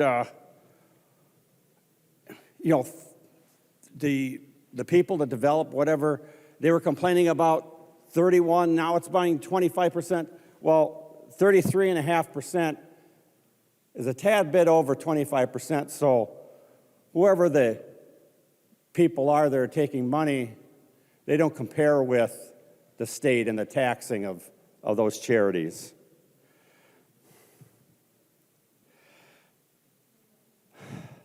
Well, frankly, this bill is about the future. And if we're going to set up the future, we need stability and allow Minnesota to grow. If we learned anything over the data that we've been getting about people leaving our state, we're one of the top 10 states for people leaving. We ought to wake up and see why and ask. I think Representative Garofalo has referenced different Internal Revenue Service sites that show the taxation and income that's leaving the state. And frankly, it's not the poor and needy that are leaving the state. It's the well-to-do and the businesses. And we need to learn that in order to have and provide everything that we want to provide, we've got to have people that actually are good at a business, bring in income, and pay salaries. Because if we lose that, we end up what the hospitals have. The cost shifting is getting to a dramatic stage, and hospitals are having a lot of financial issues. We as a state need to look and learn that we might be causing a future issue by increasing taxes and not caring about charities because the state knows better. I think this bill, a lot of people have good intention, but if you look at the sum and take it back, this is a tax bill, and is it cuts or is it increases? And when the state's getting more money, it's pretty obvious it's an increase. And we're doing a budget, 40% increase in a budget, that's a lot of money. So we need to wake up. And this tax bill is not going to help us in the future. The member from Hennepin, Representative Agbeje. Thank you, Madam Speaker. I first want to start off and say thank you to Chair Gomez. When I first started in the legislature, she was one of the people that said, yeah, you can be on Taxes Committee. That's a good committee. I was scared. But the first term and this term as well, I have seen through her leadership that she is leading with people-focused policies in mind. I'm also thankful to the chair of the Property Tax Committee this year. We've had a lot of really good conversations. We all come from different viewpoints, but I think at the end of the day, we're a team. So why do I like this bill? This is a bill where we are beginning to see structural changes to how we do taxes in the state of Minnesota. You've heard of some of the great tax credits in this bill. The child tax credit that will reduce child poverty by 1/3. The renter's credit, so renters can begin to see a return on investment for where they actually live. And I-10 filers being able to be eligible for the working family credit. Property tax cuts for seniors and those who have worked hard to own their homes, and so much more. Through this bill, we are starting to make our tax code reflect Minnesota's families and working people, especially the tax credits that allow all types of families, whether you're married, unmarried, live with a multi-generational situation, whatever it is, you get to take part in the abundance of Minnesota. So this bill, primarily, what I really like about this bill is that it continues Minnesota's investment in housing.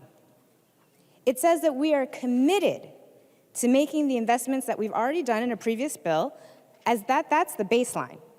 And we're leaving no one behind when it comes to providing people a safe, dignified, and stable place to live. This bill further invests in creating and preserving affordable housing by creating a statewide local housing aid program to support cities and counties that are desperate to provide more affordable housing for their residents. We also provide $40 million to workforce housing to benefit those in greater Minnesota, to support the building of more housing for workers that are coming into all parts of our state. And then we continue to do the work to keep people from homelessness by dedicating a portion of our local homeless prevention aid to sovereign tribal nations. And then finally, also allowing those with I-10s to qualify for their homestead credit for their property taxes. Overall, this bill shows that we are being responsive to the needs of everyday Minnesotans, our teachers, our janitors, our servers, our nurses, and so many more people that work so hard to make this state one of the best states to live in the country. And that's been the theme of many of the budget bills that we've seen on the floor this year. No longer are we ignoring those who have less power, less clout, less ability to make change in this building. With this bill, in many ways, we're deciding to put them first by helping provide for a fundamental need, a place to live. And that's why I'm voting yes, and I encourage other members to do the same. Thank you, Madam Speaker. The member from Anoka, Representative West. Thank you, Madam Speaker. $600,000. $600,000 is what the Blaine Hockey Association makes on e-pull tabs alone. $600,000. And this bill bans their ability to have that game. It pushes it out a little ways, which we appreciate, but it hamstrings around half of their income. I don't know where you get the gumption. Charities are something that are universally supported. Universally supported. You don't meet a single person that says, I don't like them dang charities. It just doesn't happen. But because of special interests, now we have this e-pull tab language, which cuts $600,000 of revenue to the Blaine Hockey Association. And hockey is very big in Blaine. We have the National Sports Center, the largest amateur sports complex in the nation, over 4 million visitors a year. And we're going after hockey in this tax bill. It just doesn't make any sense. It slipped in the middle of the night, and it wasn't even debated.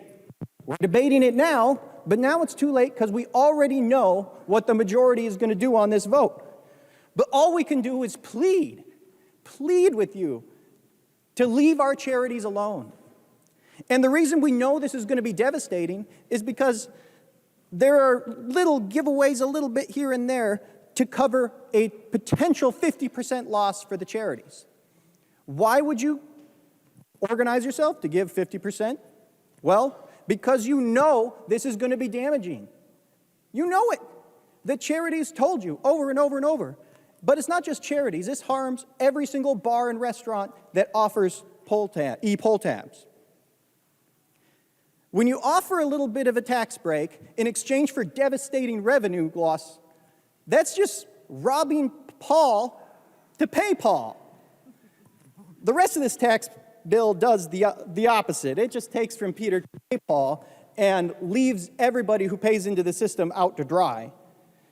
It's a terrible bill for Blaine. It's going to result in higher taxes for the vast majority of Blaine residents. It'll probably benefit maybe 30%. But the vast majority of Blaine residents are going to be paying more taxes in this bill, and you're also taking $600,000 from their local charity. It's just wrong. And you know it's wrong, which is why this was done in the middle of the night. I urge you, members, and I urge the public, if anybody's watching this, reach out to your Democratic senators, especially because there's several of them who publicly said that they would defend our charities, and urge them to do the right thing. This makes no sense. $60 million for our entire state's worth of e-pull tab revenues for charities. $60 million. That is in jeopardy. $600,000 for the Blaine Hockey Association. It's not right. And it only takes 3 of you to do the right thing. 3 votes here, 1 vote in the Senate, and we can put a stop to this. You could have adopted the motion to send it back to conference and just take this out. And you might notice we care a lot about our local charities. It blows my mind that there's another side to this issue. So, members, it just takes 3 of you. Please, 3 Democrats need to vote with the Republicans to defend our charities, and we can put a stop to this. So please stand up for our charities, especially $600,000 for the Blaine Hockey Association. This isn't right. Please reject this. The member from Hennepin, Representative Kraft. Thank you, Madam Speaker. And thank you to Chairs Gomez and Listlegard for just a great bill that I think really represents our values. First thing I want to say is I'm actually a numbers person. And I've heard talk about how this is raising taxes. And it is, right? About $2.2 billion. But let's also look at the other side of this. Let's look at the tax cuts that are happening in this. And I did a little calculation on it. And if you add up the tax rebates, the child tax credit, the working family credit for ITIN filers, the expanded Social Security subtraction, the public pension subtraction, the renter's credit moved to income tax, the homestead credit expansion, and the property tax rebate supercharging stuff that Representative Norris was talking about. Do you know what you get? Over $5 billion. So by my math, that's about a $3 billion tax cut. So let's get the numbers right. The other thing that I want to talk about is I hear about a very pessimistic view of Minnesota and how people are going to leave here because of all the things that we're doing. Well, I want to talk about my neighbors, a multiracial couple that moved here from California and are cheering on what we're doing. Why are they doing that? Number one, I think because we're welcoming. We are walking the talk, showing that we know there is strength in diversity. Second, we're investing in people and workers. My neighbor started has started in the past year, a groundbreaking medical services company. And what he knows, and I think what most business owners know, is when your workers are happy and content, they're more productive and motivated. And lastly, they're having kids here, right? Because we are making this the best place to raise a family in the country. We're doing that by showing that we care about families, by providing childcare, paid family medical leave, earn sick and save time, by the investments we're making in education, and by showing that we care about the environment and climate change that our kids have to grow up in. So again, I think this is a phenomenal tax bill, and I think the things that we're doing are right for Minnesota, and I have a positive view of how this will attract people and new neighbors to our wonderful state. Thank you. The member from Washington, Representative Anderson. Thank you, Madam Chair. There are a lot of folks have already spoken about a lot of the tax issues in this bill. There's other one I want to mention. I'm grateful that the fifth tier was taken out, but the change in the deductions essentially created a fifth tier tax. So there's a significant increase for anyone that's over about $250,000 in household income in this bill. And I think it's important that we also mention that. I am thankful that we have a partial Social Security tax deduction, but it should have been the whole thing. It was promised by members on both sides of the aisle, and it's not here. And it's not here because the money was spent. The money was spent by the DFL majority on other things. I agree, as I've said before, that there are structural changes that are created with this tax bill. It's essentially a bill that takes more from some and gives more to others. It's I think someone said robbing Peter to pay Peter, but you're using the tax bill essentially as an income redistribution scheme, and I know that that's the purpose, and it's successful. And I think that it's really not a good thing that's happening here in Minnesota. But I want to spend most of my time pounding on the e-poll tab issue. And I want to clarify a couple things. I am on the tax committee, as you know. The first time we ever saw this language was actually the night before. It came out in the original conference committee that came to the House. And it came out at 6 o'clock at night, and on a Monday, I think. And the charities were given until 10 o'clock to sign up to speak the following day, on a Tuesday. So we had something like 6 hours to have people come in and talk about it. And we had, I think, 1 day of hearings on it, and that was it. And the next time we heard this, maybe there were a couple days, but then the next time we heard this was in the omnibus bill when it came to this floor. And we've been screaming about this ever since. And then last night at 11:30 at night, the conference committee report came out, and it had even worse language in here for our charities. Even worse. I want to point out a couple things.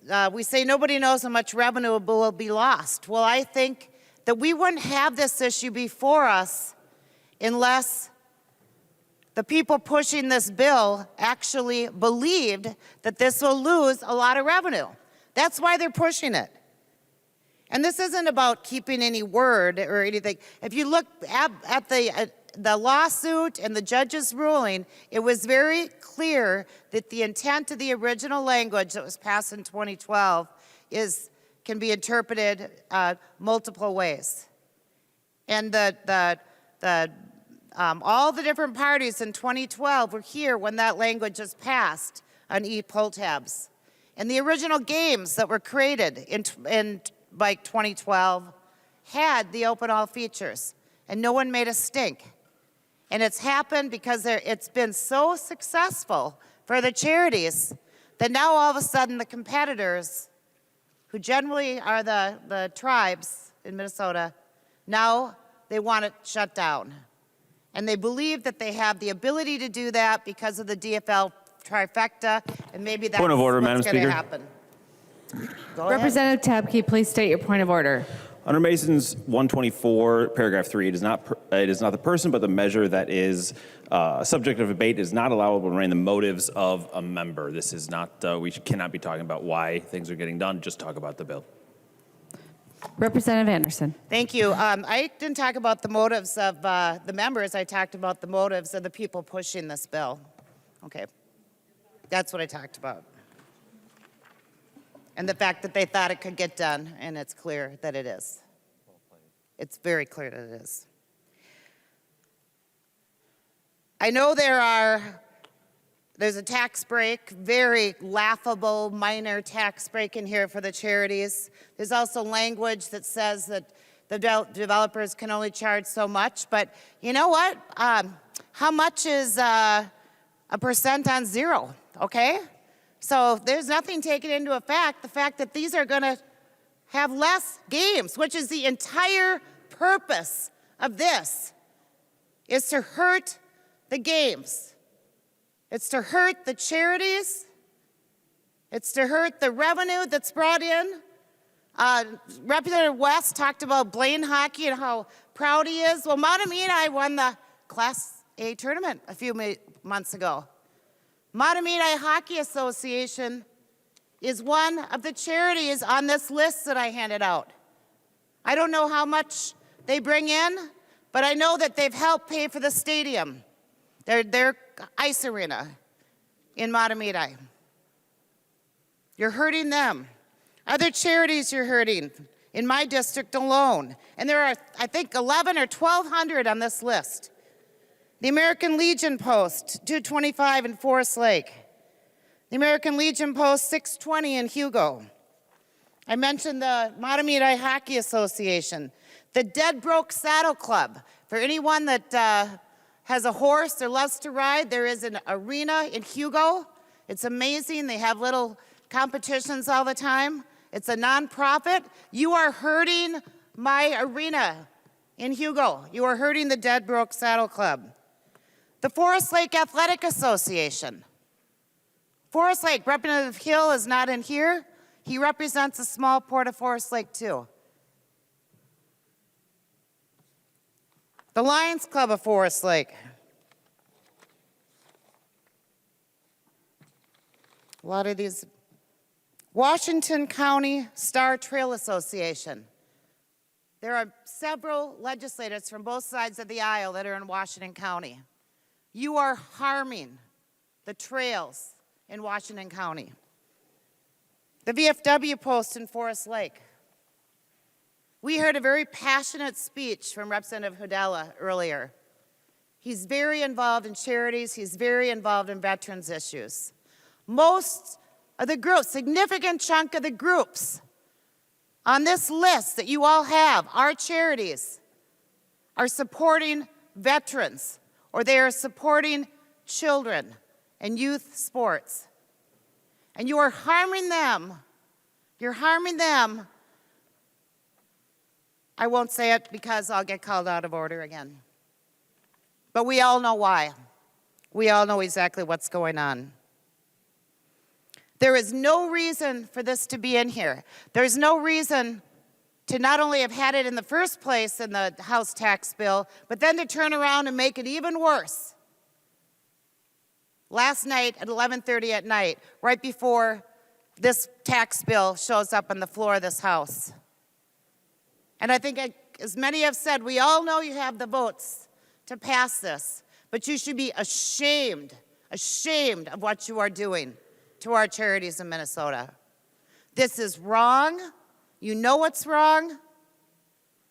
And I hope that one or two of your members in the Senate stop this, because that's what it's going to take to do it. Thank you. The member from Hennepin, Representative Joachim. Thank you, Madam Speaker. As a member of the Tax Committee, I've watched all session as Chair Gomez leads her committee with grace and compassion and the ability to get us grounded in where the reality is. And I want to get us grounded in the reality of how balanced this budget bill is, how balanced this tax bill is. I want to thank Chair Liz Lagarde for his work in property tax as the property tax chair. I was the property tax chair the last 2 years. I know how hard that job is. I know how many moving parts there are, and I know how much math is involved. And I just want to thank you for your work, because that's where I'd like to focus my comments. Members, this is an incredible bill for property tax cuts. And I don't know about you, but when I did a lot of conversations with my community all through last year, I know there was a lot of concern about the rising property taxes. Most of it had to do with spikes in evaluations, especially for our neighbors in greater Minnesota that live around lakes. There was a ton of spikes in evaluations, which would lead to property tax cuts, and we were just waiting for that to hit. And that hit this year. This bill will give our districts property tax cuts across the state. And not just in areas like Hopkins and St. Louis Park, which are first-tier suburbs, they're landlocked. Any development that happens, we have to kind of scrape by to get. And anything that shifts onto us, if businesses close down or if homes get spiked, that shifts onto everybody else. And our cities are hurting trying to provide services because more and more are being asked from them. And that's what also brings me to talk about something else that I want to thank Representative Liz Lagarde for. Many of you heard me talk about LGA and CPA formula last session, and the work that we did to recalibrate it because it hadn't been touched for a while and at least needed to be rebased. But what we were really seeing was cities starting to fall off the formula because it wasn't quite working anymore. And that may not sound like a big deal if your city gets LGA or CPA, but it is a big deal if more and more cities fall off of it, there's less of a will to put money into it. And one town that I like to talk about when it comes to that is the city of Morris, where two of my kids went to undergrad. Morris, about 55% of their budget comes from LGA and CPA because about 55% of their property is not taxable. They have a county seat, they have a county hospital, they have a university campus. And if it weren't for LGA, that money would have to be borne on the backs of their homeowners and their farmers, which would be nearly impossible because when you have a university, let me tell you, you have more people driving on the roads, flushing a toilet, and calling a first responder. And that's what LGA and CPA helps. This is the way we make sure that every Minnesotan across the state knows what to expect as bare minimum services when they travel from town to town. And we need to keep this program strong, and that is what Representative Liz Lagarde is doing in this tax bill. With $80 million to LGA, $80 million to CPA, on a formula that's been fixed so it helps all of our cities. And this is coming from someone, 2 of my 3 cities don't even get LGA and CPA. But I know how important it is to make sure that our communities across the state are strong. So I just had to stand up and thank Representative Liz Lagarde for carrying on the mantle and getting across the finish line and making sure that everybody in Minnesota sees a property tax cut. Thank you. The member from Anoka, Representative Engen. Thank you, Madam Speaker. I knew that the vast majority of the bills that we would pass out of this body would not come from this side of the aisle. I knew that coming in. Elections have consequences, and that's what's going on here. But I thought that we had enough conscientiousness and enough humility to recognize when good ideas came to the table and say, okay, we can get behind that. Let's put it in there. Well, we did. It wasn't that long ago that tax exemption for cribs, strollers, diaper wipes and stuff like that, they were all going to be exempt from state collection of sales tax. And then on Mother's Day of all days, it comes out. It was an estimated $7 million cost. We could find it in any one of these chairs. There might be in a couch cushion in the back somewhere too, with how much money we spend. But we said that it didn't need to be in there. Instead, we prioritized nearly $5 million extra dollars that are going to be funding political campaigns. That's what we said with this bill. I'm going to use a couple of quotes that I've heard, and I don't typically stand up and just chastise bills. That's just not who I am. I get up when I really feel that I have something to say, and I have something to say on this one. Representative Howard spoke of the child tax credit, saying that it's going to help young married couples at $35,000 a year. One person at $18 an hour, they're making $37,000 a year. They're already ineligible. Representative Norris, the bill is about putting money back in the pockets of families. Well, you forgot this one. You forgot the one that was stripped out on Mother's Day. Representative Lee, working family tax credits. She said about that, you shouldn't be punished for having a family. Well, the state's going to continue to collect taxes on you if you do. On necessary baby items, of all things. I hear all the time from your guys' side of the aisle that we need to end corporate greed. We're saying we need to end government greed. Because right now, in the state of Minnesota, the government is the greedy corporation, and they have a monopoly on violence. So to say that there's anything in here that's going to be helping Minnesotans in a time with a $19.5 billion surplus, it's simply laughable. The member from Todd, Representative Wiener. Thank you, Madam Chair. I'm sure everybody's excited. We're talking about taxes, right? Like everyone else on the tax committee, I'm sure I'm not the only one that spends a lot of sleepless nights studying the words of Milton Friedman. I'm sure we all do. But I'd like to read a couple of them right now. Whenever you try to do good with someone else's money, you're committed to using force. How can you do good with someone else's money unless you take it away from them first? In the state right now, we have a $19.5 billion surplus. And yet, we're going to be raising more taxes on the backs of the people of our state. So we've heard, and there's been a lot of aspects of the bill which are good things, and I agree with that. Which brings me to another topic, which I won't go down a whole lot, but the problem with omnibus bills. If we look at these bills and we take the good things and voted on them, we could find some bipartisanship and make some good things happen. But when we lump them all together in omnibus bills, we have a problem. So yes, there's been talk about cutting taxes. At the same time, and I believe it was Representative Doudt said, yep, you're cutting taxes out of this pocket and you're taking it out of the other one. Another quote from Milton Friedman, which I really like. If a tax cut increases government revenue, you haven't cut taxes enough. Revenue is going up.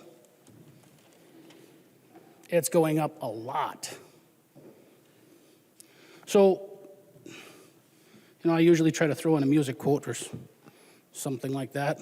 Keeps things lively, keeps people listening.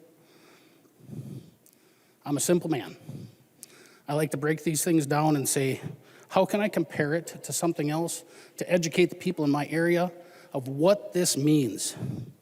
And I thought, at 2 o'clock this morning, this is just like the lottery. November 8th, 2022, the Democrats won the lottery. Think about that. a $19.5 billion surplus, all three levers of control of government, things are looking good. So we've heard about bill after bill. They're transformative, wonderful, incredible, historic. With $19.5 billion, I would hope so. But there is a problem with that. Do you know that 70% of lottery winners go broke? 70%. And it's an amazingly high percentage that commit suicide. So there's a little cheat sheet that says if you ever win the lottery, what should you do? What should you be aware of? And one of the first thing is everyone will ask for money. And that's exactly what happened November 8th, 2022. Everyone asked for money. And that $19.5 billion surplus that was the taxpayers' money, like Milton said, you can't spend it without taking it away from someone else first, is going to get spent. And on top of that, we're going to grow government. The cause and effect of this is that as government grows, the people get smaller. And we tried to do these carve-outs, these homestead credit, tax credit. It's a temporary fix to a larger problem. We can't spend our way out of this issue.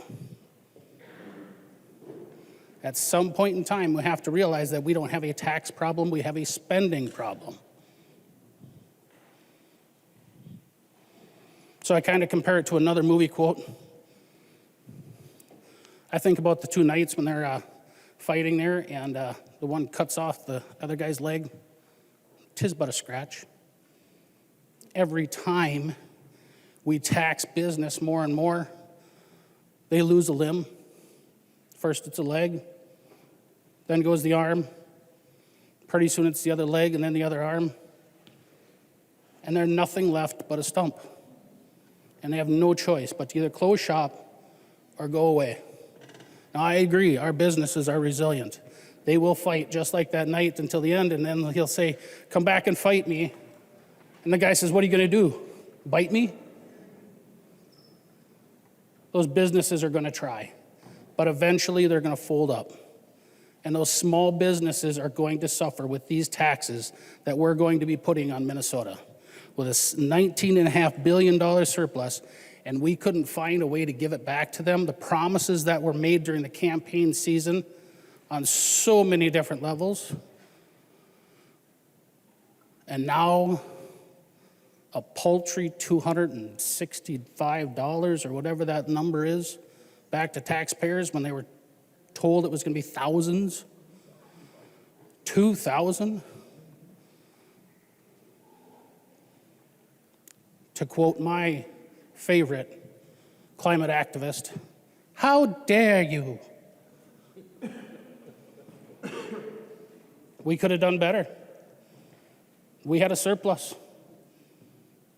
And this will hurt us. And it will hurt Minnesota because of the reckless spending, the increase in taxes. I came down here with the intention of making life better for greater Minnesota, not just greater Minnesota, all Minnesota, to help out our future generations. But when I see the carve-outs, the special exemptions for this group, that group, in order to win the next election cycle, it's disheartening. One Minnesota. That was the campaign promise, right? One Minnesota. I don't see that. And unfortunately, we're going to suffer. We're going to be like those lottery winners, 70% who go bankrupt. And we're going to have to keep raising taxes to increase the revenue for the growth of government. This isn't the first time this has happened in history, and it sure won't be the last. But I hate to see our state in that decline. Vote no. The member from Wright, Representative McDonald.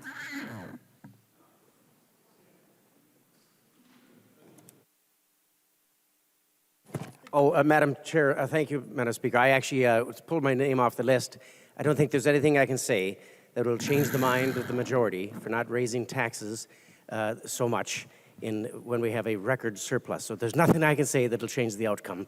Therefore, I will not speak, Madam Speaker. Thank you. Sorry, I thought you were checking where you were on the list, not getting off the list. Thank you. The member from Stearns, Representative Perryman. Thank you, Madam Speaker. I am going to be brief because my seatmate told me I had to. And he's true. He's right. There's been a lot already said that I would say, but I need to stand up for my community because I went back to my office and was inundated with calls and emails, so the word's out in St. Cloud, Minnesota. And I wish Dan, or Representative Walgamot, was here so that we could both talk together against this ETAB deal. You can check out, but you can never leave. Have you heard that statement from the Eagles song, Hotel California? That's how I feel right now after 5 months of being here. You can check out, but you can never leave. We're going to check out May 23rd or midnight May 22nd, but I can't leave what we all voted on here in this institution and on the floor here. I'm going to go back to St. Cloud and my market that I represent, my district, and I'm not going to be able to leave everything we voted on. And ETABS is one of them at this point. Between Representative Walgamot and myself, there's a very thin line. He has the B side of the A side 14. And there are 19 active lawful gambling organizations that's on the list that we have here, and I think it was passed out to all of you. So I just want to speak to the badness of the part of this bill for ETABS. It's going to devastate charitable gambling for veterans organizations, youth sports teams, and the many businesses that do partner with these youth sports teams. Weekends, weekdays, I watch the kids in St. Augusta on the ball field, and their uniforms and their ball fields are supported by these ETAB programs.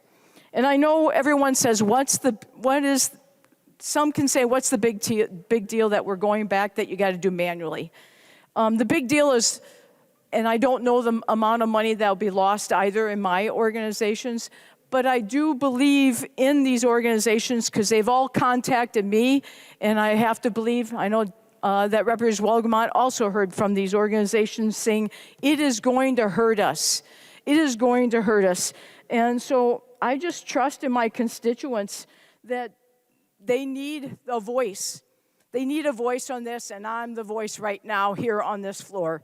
And it really bothers me, and you know what, we've passed some stuff that I haven't gotten so emotional, but this thing is emotional to me. And how it came out at 11 sometime last night, and Representative Davids, we had dinner. May I yield a question to Representative Davids?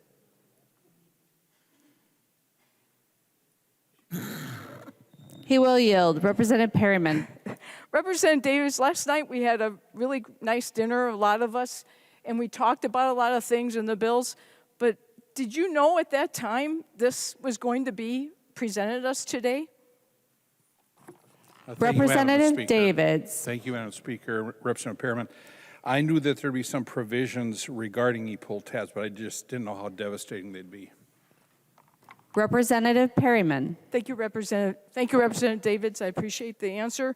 So I just think this is really bad for the state of Minnesota and Minnesotans. And I know we're going to disagree, but I would hope agree that we could say no to this now, bring it back, and let's take it back out like it was before 11 o'clock last night.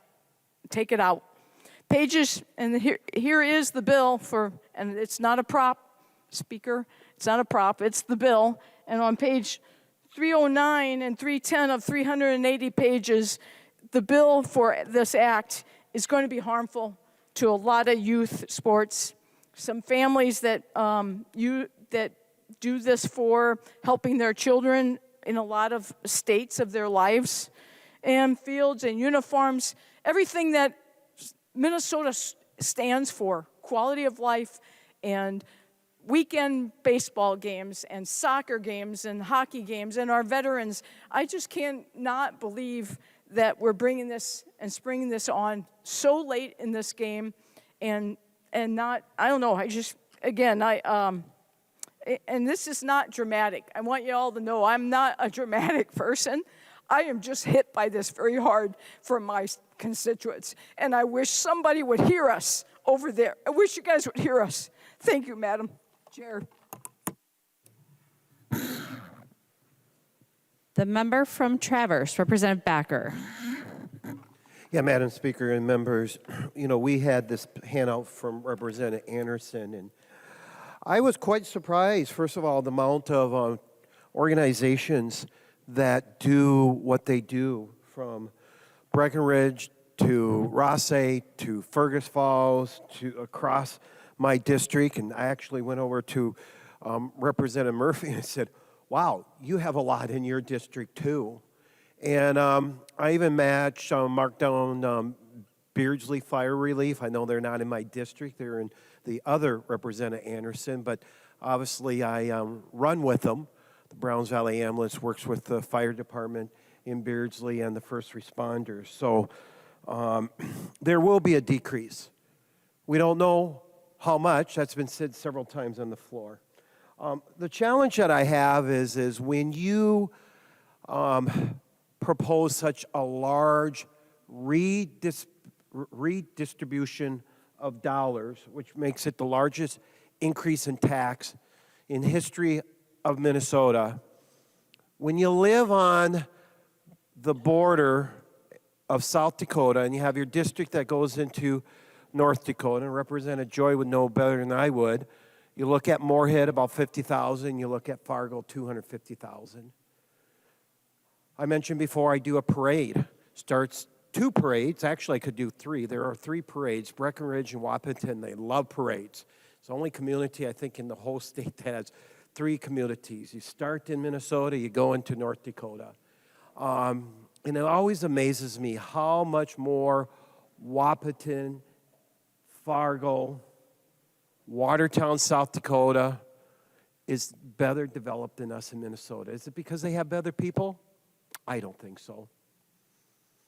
They have more risk takers. They have more makers. Those makers create jobs.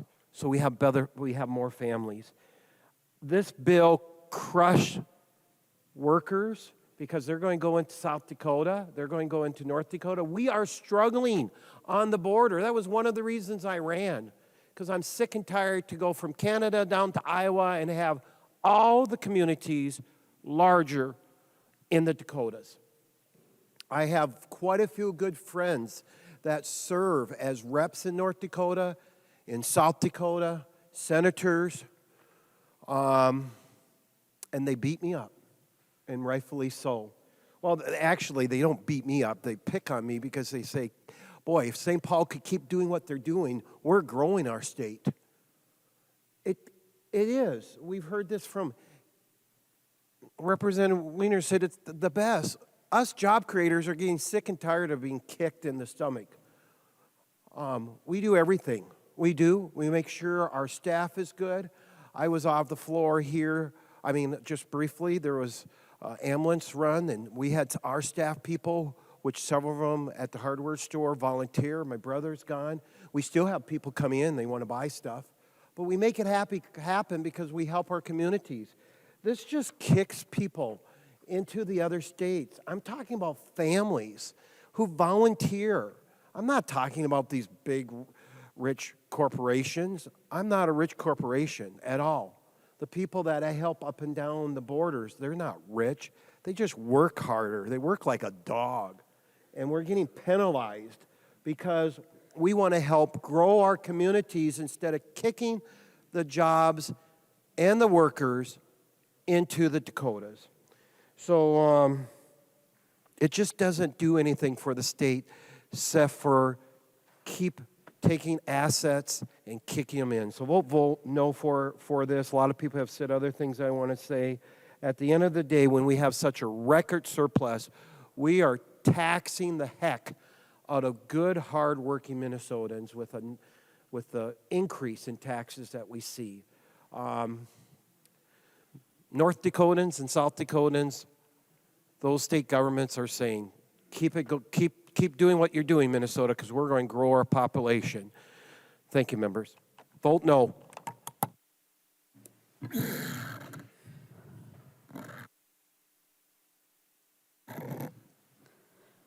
The member from Hennepin, Representative Long.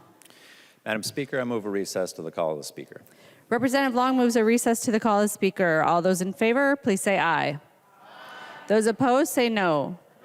The motion prevails. The House is in recess.